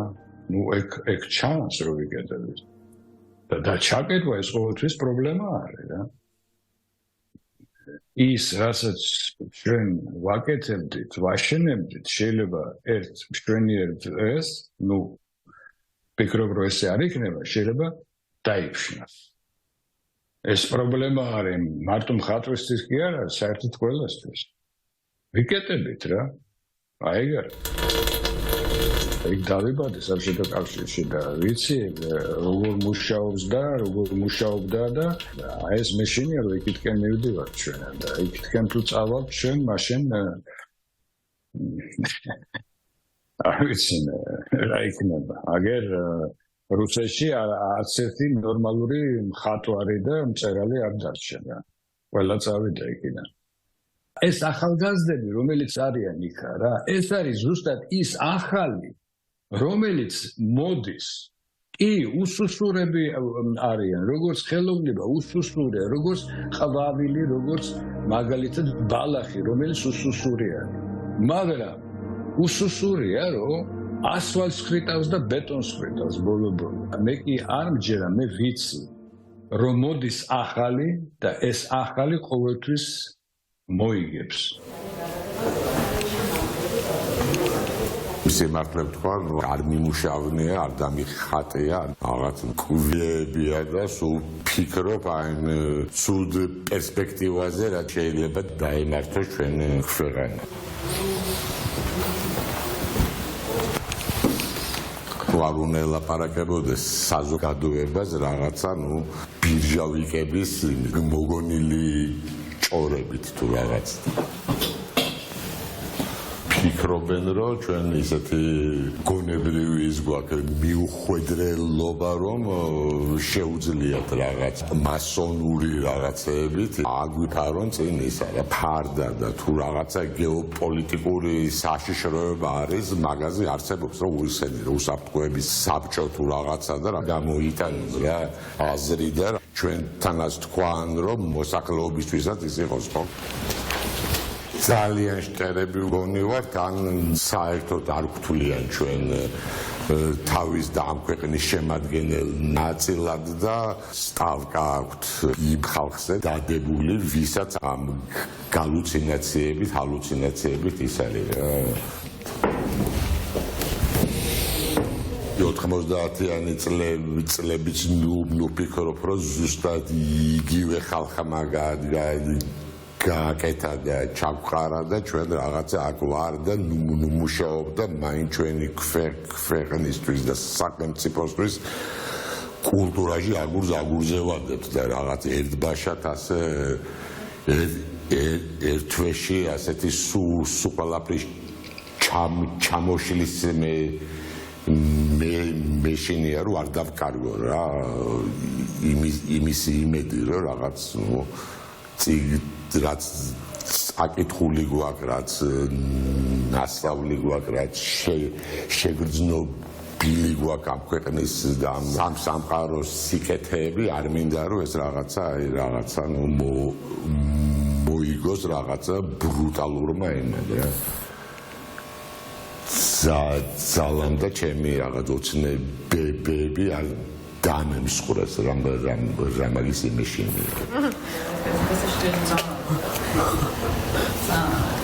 კარგია რომ დღეს ჯერ არ აქვს რიგი კანონები მიღებული იმაზე, რა შეგვიძლია და რა არ შეგვიძლია გამოვფინოთ და საერთოდ აი ეს ბოლო კანონი, რომლის შემოგორებასაც აპირებენ და რომელიც ეხება პროპაგანდის თემას, მე ვფიქრობ, რომ ხელოვანებისთვის ძალიან სახიფათო შეიძლება იყოს, იმიტომ რომ შესაძლოა ძალიან ბევრი წიგნი გაქრეს დახლებიდან და შეიძლება ის ნამუშევრები, რომელიც აი ხლა მე აქ მაქვს გამოფენილი, ვიღაცამ შეიძლება ჩათვალოს, რომ ეს არ შეიძლება, ეს პროპაგანდა და ამისთვის უბრალოდ დააჯარიმონ ხელოვანები და დააშინონ, რაც რეალურად ხდება ისეთ ქვეყნებში, როგორც არის რუსეთი, ბელორუსი და მე მგონი ჩვენ იმ მიმართულებით წავალთ ამ ხელისუფლების ხელში თუ დროულად არ გამოვცვალეთ. აი ექსპოზიცია ტექსტი არ დამიწერია ჯერ, მაგრამ სახიფათო თამაშები მინდა დავარქვა.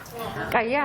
სანუ რატო გავდივართ ჩვენ საჯარო სივრცეში და რატო აღმოჩნდით საერთოდ ქუჩაში? აღმოჩნდით იმიტომ, რომ ის სივრცეები, როგორიც არის თქვა ეროვნული გალერეა, ჩვენი უბრალოდ იქიდან გამოყარეს მხატვრები.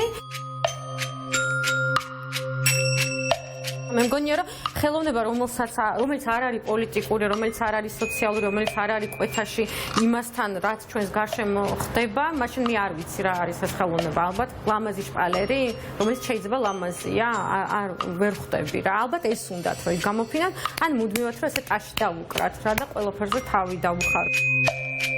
ყოველთვის სიმართლე, ყოველთვის იგებს, რა ვიცი, მე ესე ვუყურებ. ამ სიმართლის მხარეს საქართველოს მოსახლეობის უმეტესობა დგას და ამათ რაც არ უნდა შექმნან რაღაცა ილუზიები და იტყუონ თავი, მე ვფიქრობ, რომ ჩვენ გავიმარჯვებთ ამ ბრძოლაში.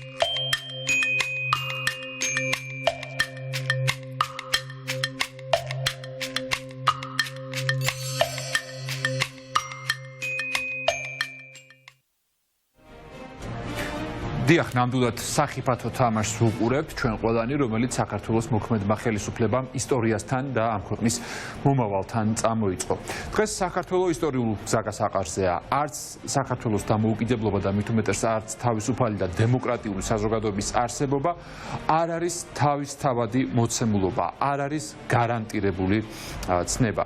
უფრო პირიქით, საზოგადოების მისი აქტიური მოქალაქეების მოდუნება საკმარისია იმისთვის, რომ პრორუსი ოლიგარქის რეჟიმმა საქართველოს ჩრდილო კორეის კავკასიურ ვერსიად გამოაცხადოს და აქციოს. ამისი განზრახვაც არის და პირველ ნიშნებსაც ვხედავთ.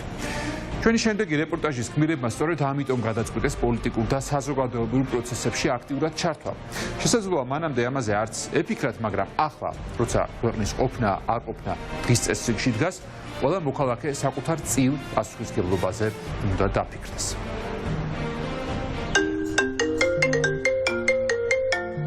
როგორ ხარ? აი შევიდე. კარგად. ასწრებ ხო? კი, რა ვიცი, რომ მავში ხარ წინასწარ და დიდი ხნით ადრე დავიწყე მომზადება გამოცემის, რომ გამიჩვენია და გონია რა ვიცი, რა მომზადები ნახოთ. სოფო გოლეთიანის ყოველი დილა შვილთან ზარით და დღის ამბების გაზიარებით იწყება. კოლუმბიის უნივერსიტეტის სტუდენტი, მომავალი ფინანსისტი სანდრო ჯელაძე ამ დროს უკვე ნიუ-იორკში დასაძინებლად ემზადება. პოლიტიკურ თემებს განვიხილოთ, რაღაცა პროფესორის ძალიან მომწონს, ამ პროფესორის სემინარი მინდა რომ ავიღო და მაგითო განსაკუთრებულად გამზადები, იმიტომ რომ ამის სემინარზე ესე ვერ მოხდები, 15 ბავშვი ხდება. ყოველ წელიწადს. აბა შენიცი დამერეკე მე საღამოს ხაზზე ვარ. მედი წარმატებული და. კარგად. რამდენიმე წუთიანი, მაგრამ დედისთვის აუცილებელი კომუნიკაციის შემდეგ სოფო საქმიანი დღეც იწყება. სახლიდან გასვლამდე ელექტრონული პოსტის შემოწმება, წერილებზე პასუხის გაცემა, ტრენინგების გრაფიკის გადახდა. ჩემი რეჟისორი, თქოთ, ჩემი მთავარი მოქმედი პირები, მაგალითად მიზანსცენაზე პატარა დადგმული იყო და ამ დროს რომ მომარჯვებული აქვს კამერა ოპერატორს და მეც რომ ვუყურებ, როდის დავიწყებთ გადაღებას, უცებ ისმის ქალაქში არანორმალური ხმები და ამოდის რაღაც ბოლი. შავი ბოლი დგას ქალაქ და ხალხი 87 წლის თენგიზ გოლეთიანი ახლაც არ კარგავს იმედს, რომ სოხუმში აუცილებლად დაბრუნდება. სოხუმის უნივერსიტეტის წარმოების მართვის ლექტორი და სუბტროპიკული ინსტიტუტის ავტომატიზაციის და მექანიზაციის ფაკულტეტის დეკანი 90-იანი წლების ნაომარ თბილისში უმუშევარი, უსახსრო და უსახელკარო აღმოჩნდა ორ მცირეწლოვან შვილთან ერთად. ჯერ უდროოდ წასული ცოლის სამკაულების და დედის ნაჩუქარი ძვირფასეულობის გაყიდვა დაიწყო, რომ გადაერჩინა მისთვის ყველაზე ძვირფასი შვილები. ყველა ნივთს მისი სული მიჰყვებოდა. სამაგიეროდ მოახერხა გოგონებისთვის ღირსეული განათლების მიცემა. ჭადრაკი და მათემატიკა ეს იყო ის ორი აუცილებელი მოცემულობა, რომელიც ჩვენს ოჯახში გაზრდილ ბავშვებს უნდა სოდოდა და ესე არიან ჩემი დიშვილები, ჩემი შვილები მათემატიკა და ჭადრაკში არიან ძალიან ძლიერები. ჭადრაკი სოფოს პატარა დის, რუსუდან გოლეთიანის მთავარ პროფესიად იქცა.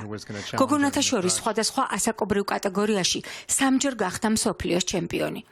2000 წლიდან კი ამერიკაში საცხოვრებლად მიიწვიეს და ქალთა შორის ამერიკის, შემდეგ კი ამერიკის კონტინენტის ჩემპიონიც გახდა. სწავლა კოლუმბიის უნივერსიტეტში განაგრძო და ახლა მსოფლიოს ერთ-ერთი წამყვანი კორპორაციის ფინანსური ანალიტიკოსია. 2004 წელს ვიწყე პროკრედიტ ბანკში მუშაობას, მე უკვე ორი დიდი ბიჭის დედა ვარ, იმიტომ მეოთხე და მეხუთე კლასელი შვილების დედა ვარ და დღესაც მახსოვს 21 წლის ბიჭის სტაჟიორად მივედი და 21 წლის ბიჭი მეტყოდა რომ ქსეროქსი გადაიღე და მე მიხაროდა, იმიტომ მე ვიცოდი რომ ქსეროქსის გადაღებიდან იწყება კარიერის კეთება. სოფოს ჭადრაკის და მათემატიკის ცოდნა თეატრალურ ინსტიტუტში მიღებულ სარეჟისორო პროფესიასთან ერთად მისი ცხოვრების კიდევ ერთი სიახლის დანახვასა და დაგეგმაში დაეხმარა. მალე ქსეროქსით დაკავებული ბანკის სტაჟიორი ჯერ შტატში აიყვანეს მენეჯერის პოზიციაზე. შემდეგ კი სხვადასხვა კომპანიები რიგში ჩადგნენ სოფოსგან ესწავლათ კლიენტებთან ურთიერთობა. არ არსებობს არ შემიძლია. იმიტომ მე მყავს მამა 86 წლის. არსებობს ჩვენს მოცემულში ლანა ღოღობერიძე. არ არსებობს მათთვის არ შემიძლია. ისინი არიან ბევრად საინტერესოები. ვიდრე დღეს ვარ მე და სულ მაგ მაგალითი, რომ არ არსებობს არანაირი ჩარჩო. დღეს უკვე ბიზნეს კონსულტანტი სოფო გოლეთიანი ავტორიტეტული სახელია თავის სფეროში. ნარცისიზმი მისგან ძალიან შორსაა. სამაგიეროდ ეს ნარცისები მოსწავლეს ახალი შოურუმის მისალოცად მიართვა და თავისი თვალით ნახა, როგორ აითვისა მისმა მოსწავლემ ბიზნეს ტრენინგებზე მიღებული ცოდნა. კარგია, რომ რაღაცები გაგიკეთებია. გაფართოვდი აშკარად. გამსახურება სხვათა შორის აქ. და ეხლა გაყიდვების თემებში კიდე დამჭირდება შენი რეკომენდაციები. 2007 წელს ერთ-ერთმა კომპანიამ რომელიც გამომიშვა სამსახურიდან 10 წლის მერე ზუსტად დამეკვეთა ტრენინგები და მითხრა რომ ვინ თუ არა შენ ჩვენს კორპორატიულ გაუყიდველებს საუკითხავ. ამაზე დიდი გამარჯვება ცხოვრებაში რა არის. გაყიდვების სფეროში უკვე 20 წლიანი გამოცდილებით, ბიზნეს კონსულტანტი და ტრენერი, ბიზნეს ადმინისტრირების დოქტორი, მსხვილი კომპანიების ორგანიზაციული განვითარების ხელმძღვანელი, ასეულობით ადამიანის პირადი კონსულტანტი და ხშირად სრულიად უფასო და უანგარო დამხმარეა. კომპანია Sofis Factory-ის დამფუძნებელი და მმართველი პარტნიორი ახლა თავისი ცოდნის და გამოცდილების საჭიროებას სრულიად ახალ ასპარეზზე გრძნობს. პოლიტიკური გოლგოთის გზას თავის ძველ მეგობართან და ახალ გუნდთან ერთად შეუდგა. ნიკასთან საუბრის დროს ამ ახალში გაწევრიანებასთან დაკავშირებით გაჩნდა ჩემთვის ჰინთად ასე ვთქვათ, ამას დამაფიქრა. ეხლა როგორც არასდროს დადგა, რომ შენნაირი ადამიანები მოვიდნენ და მართლაც ეს ჩემნაირი როგორ ადამიანები, რომელმაც პატიოსანი შრომით რომლებიც არ გაბოროტნენ თავიანთი ტკივილების მიუხედავად. პატიოსანი შრომით მოვიდნენ მიზანდასახულები, მოვიდნენ დღემდე სუფთა ხელებით. და რომელთაც მართლა აქვთ იმის საშუალებაც და იმის სურვილიც რაღაცები შეცვალონ. ესეთია დღეს ახალი. და რაც არ უნდა ისაუბროთ, რომ რა ახალია ქოძველები არიან, არა ხალხო. ეს არის საოცარი ადამიანების ხაბი. და რაც მომწონს, მე თვითონ ბიზნესიდან მოსული ვარ, თითოეული საკითხის განხილვა. ეს არის ჰორიზონტალური მართვის პლატფორმა, სადაც ნიკა როგორც მენეჯერი, როცა რაღაცა ნიკები, როგორც მენეჯერები ასე დავარქვი, რაღაცა საუბრობ, თუ ჩვენ არ მოგწონს ეს, ჩვენ ვამბობთ, თუ ჩვენ ამას არ ვეთანხმებით. და მათ აქვს საოცარი მიმიღებლობა, ამბობ რომ კეთილი. იმიტომ თქვენ უნდა დაინახოთ ეს სწორად. და გვაძლევენ ამ კუთხით თავისუფლებას. ნიკა გვარამია და სოფო გოლეთიანი თანაკლასელები იყვნენ სოხუმში. კარგად იციან ერთმანეთის ფასი, ღირებულებები და შესაძლებლობები. ამიტომ როცა ნიკამ ახალ ბრძოლაში ჩართვა შესთავაზა, სოფომ გადაწყვეტილება ძალიან მალე მიიღო. ისე როგორც არასდროს მაქვს იმისრული კარდაკარ ადამიანებსთან მისვლის და ჩემი ისტორიის მოყოლის, მათთვის ხელის ჩაჭიდების და იმის თქმის, ჩვენ ერთად აუცილებლად გავაკეთოთ და ეს ჩვენი ქვეყანაა. და ჩვენი ნება აქვს, როგორც ხალხის მნიშვნელოვანი. რა უნდა შეიცვალოს მომავალში ჩვენი შვილების საკეთილდღეოდ. პროფესორი თეიმურაზ პაპასქირი თბილისის სახელმწიფო უნივერსიტეტის ახალი და უახლესი ისტორიის კათედრის ხელმძღვანელია. არაერთი სამეცნიერო ნაშრომის და ისტორიის წიგნის ავტორი. უნივერსიტეტში ლექციების შემდეგ მოხსენებას ახლებურად ახლებში იწყებს.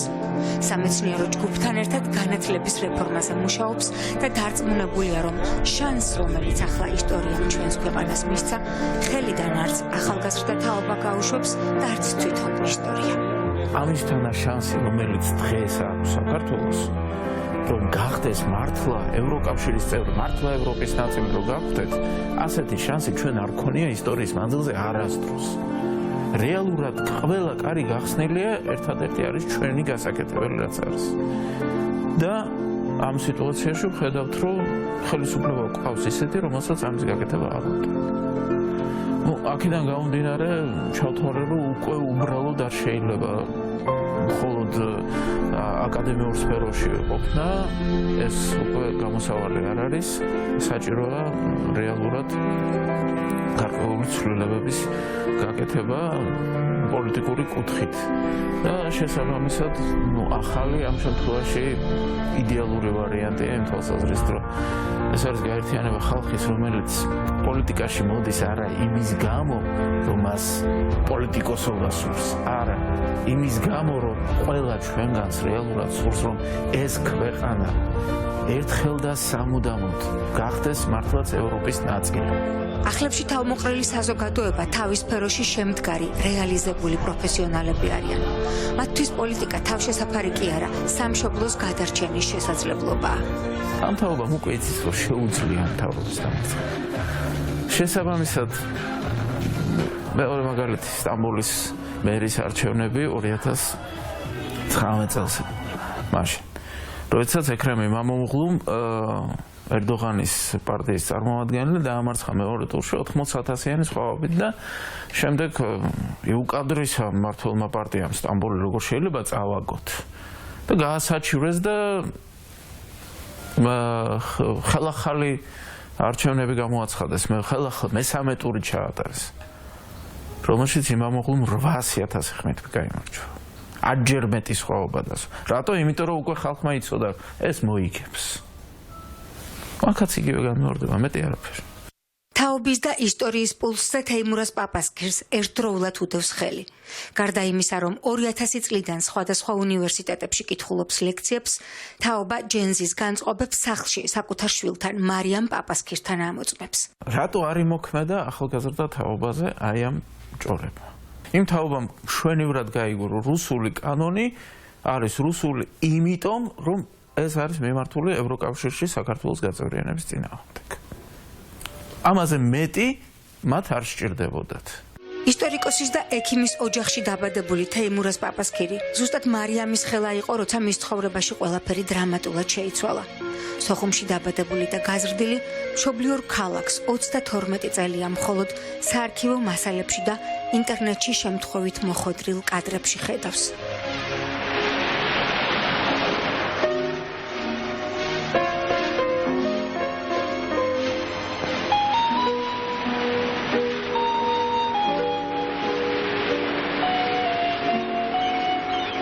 მუდმივად ეძებს სახლს, სადაც მისი საუკეთესო მოგონებები დატოვა. გახსოვთ მისამართი?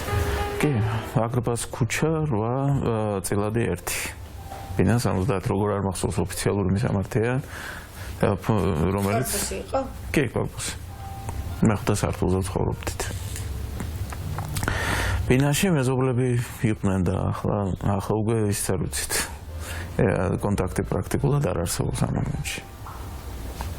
არც გარდაიცვალა თვითონ ის მეზობელი, სხვა შორის არ იყო იმ მეზობელმა რეალურად გადაარჩინა ჩემი მშობლების სიკვდილს ასე რომ და მის ბინაში ჭურვი ჰქონდა მოხვედრილი და ჩემმა მშობლებმა ვეუთხრეს რომ სანამ ასე ვთქვათ დაბრუნება იქნება ჩვენი მანამდე შენი ცხოვრება და ის მეზობელი გარდაიცვალა და ახლა უკვე როგორაა საქმე ისიც არ ვიცი.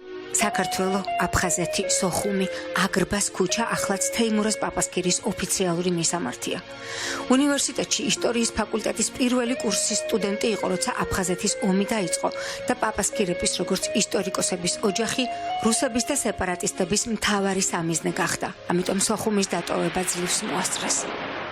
სოხუმი სულ ჩემთანაა ამ შემთხვევაში შემიძლია ვთქვა მიუხედავად იმისა რომ ამდენი წელი გავიდა უკვე დევნილობაში 30 წელზე მეტი რაც ვარ და მიუხედავად ამისა ყველაფერი რასაც ასე ვთქვათ ვაკეთებ მე ჩემი სამეცნიერო საქმიანობა ფორმალურად არ უკავშირდება ამ შემთხვევაში აფხაზეთის ისტორიას და ასე შემდეგ რადგანაც მე ვარ სოფლიო ისტორიის სპეციალისტი მაგრამ ერთი მომენტია საერთაშორისო კონფერენციებზე მე ჩვეულებრივ საზღვარგარეთ როდესაც ტარდება მე მხოლოდ იმ თემატიკით მივდივარ რომელიც ეხება ირიბად მაინც აფხაზეთს თემურ პაპასკირის მამა აკადემიკოსი, ისტორიის მეცნიერებათა დოქტორი და სოხუმის სახელმწიფო უნივერსიტეტის პროფესორი ზურაბ პაპასკირია. თემური 5 წლის იყო, როცა თავისუფლად წერდა, კითხულობდა და პაპასკირების ისტორიკოსთა დინასტიის გაგრძელებაც 5 წლის ამ გადაწყვეტა. ისტორიკოსი რომ არ გამოსულიყო, აუცილებლად ექიმი იქნებოდა. სამედიცინო სიახლეების გაცნობა და ათვისება და საერთოდ ნებისმიერი სამეცნიერო მიღწევა თემურაზ პაპასკირის ინტერესთა სფერო და გატაცება. აჯობებს ადამიანებს ხელოვნური ინტელექტი. ხელოვნური ინტელექტი რაღაც საკითხებში გვაჯობებს.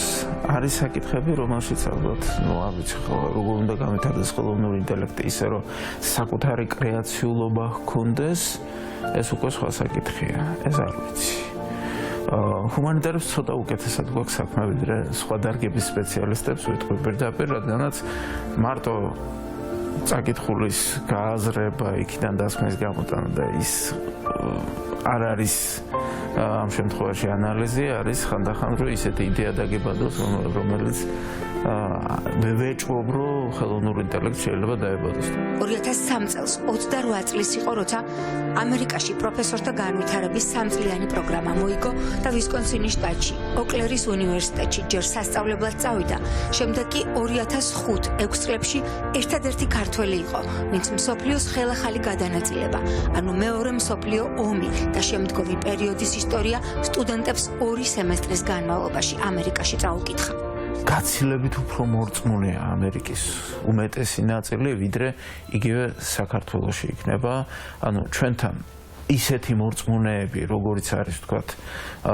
ამერიკის მთელ რიგ შტატებში ძალიან ცოტა ყავს აი ვინც ეკლესიაში მუდმივად დადიან მართლა რეალურად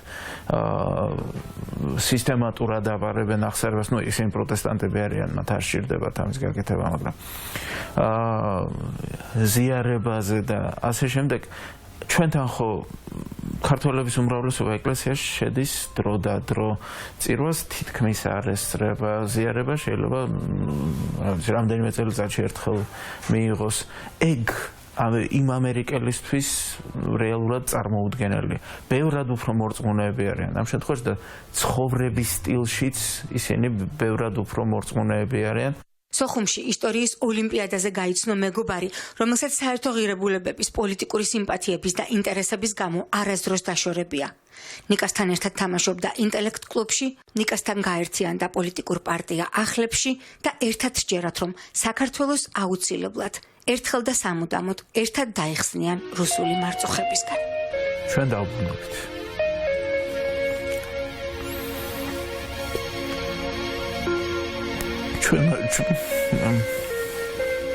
ჩვენ დავბრუნდებით.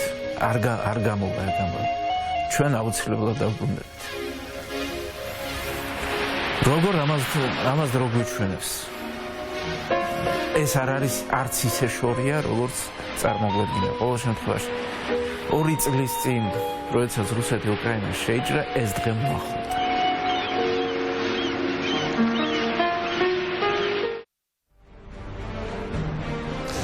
იმ ეგზისტენციალური გზაჯვარედინის წინაშე, რაზეც რამდენიმე წუთის წინ საუბრობდი, ქვეყანა სწორედ რუსულმა კანონმა დააყენა და ქართული ოცნების იმ კონკრეტულმა დეპუტატებმა, რომლებმაც ამ კანონის მიღებით ძალიან მძიმე პროცესებს დაუდეს სათავე და პირველ რიგში მოახდინეს ქვეყნის ევროპული მომავლის საბოტაჟი და დაპაუზება. კიდევ ერთხელ ვინ არიან დეპუტატები, რომლებაც რუსულ კანონს ხელი მოაწერეს და ქვეყნის ევროპული მომავალი ამ ფორმით დაბლოკეს. იცნობდეთ რუსული კანონის ხელმომწერ დეპუტატებს. ნომერი 42 ირაკლი მეზურნიშვილი, ნომერი 43 გოგი მეშველიანი, ნომერი 44 ირაკლი მეძმარიაშვილი, ნომერი 45 სავალან მირზოევი, ნომერი 46 გივი მიქანაძე, ნომერი 47 ზაალ მიქელაძე, ნომერი 48 იმედა ნიკურაძე, ნომერი 49 ანტონ ობოლაშვილი, ნომერი 50 ბეკა ოდიშარია, ნომერი 51 ანრი ოხანაშვილი, ნომერი 52 შალვა პაპუაშვილი, ნომერი 53 გელა სამხარაული, ნომერი 54 დიმიტრი სამხარაძე, ნომერი 55 ნიკოლოს სამხარაძე, ნომერი 56 ვიქტორ სანიკიძე.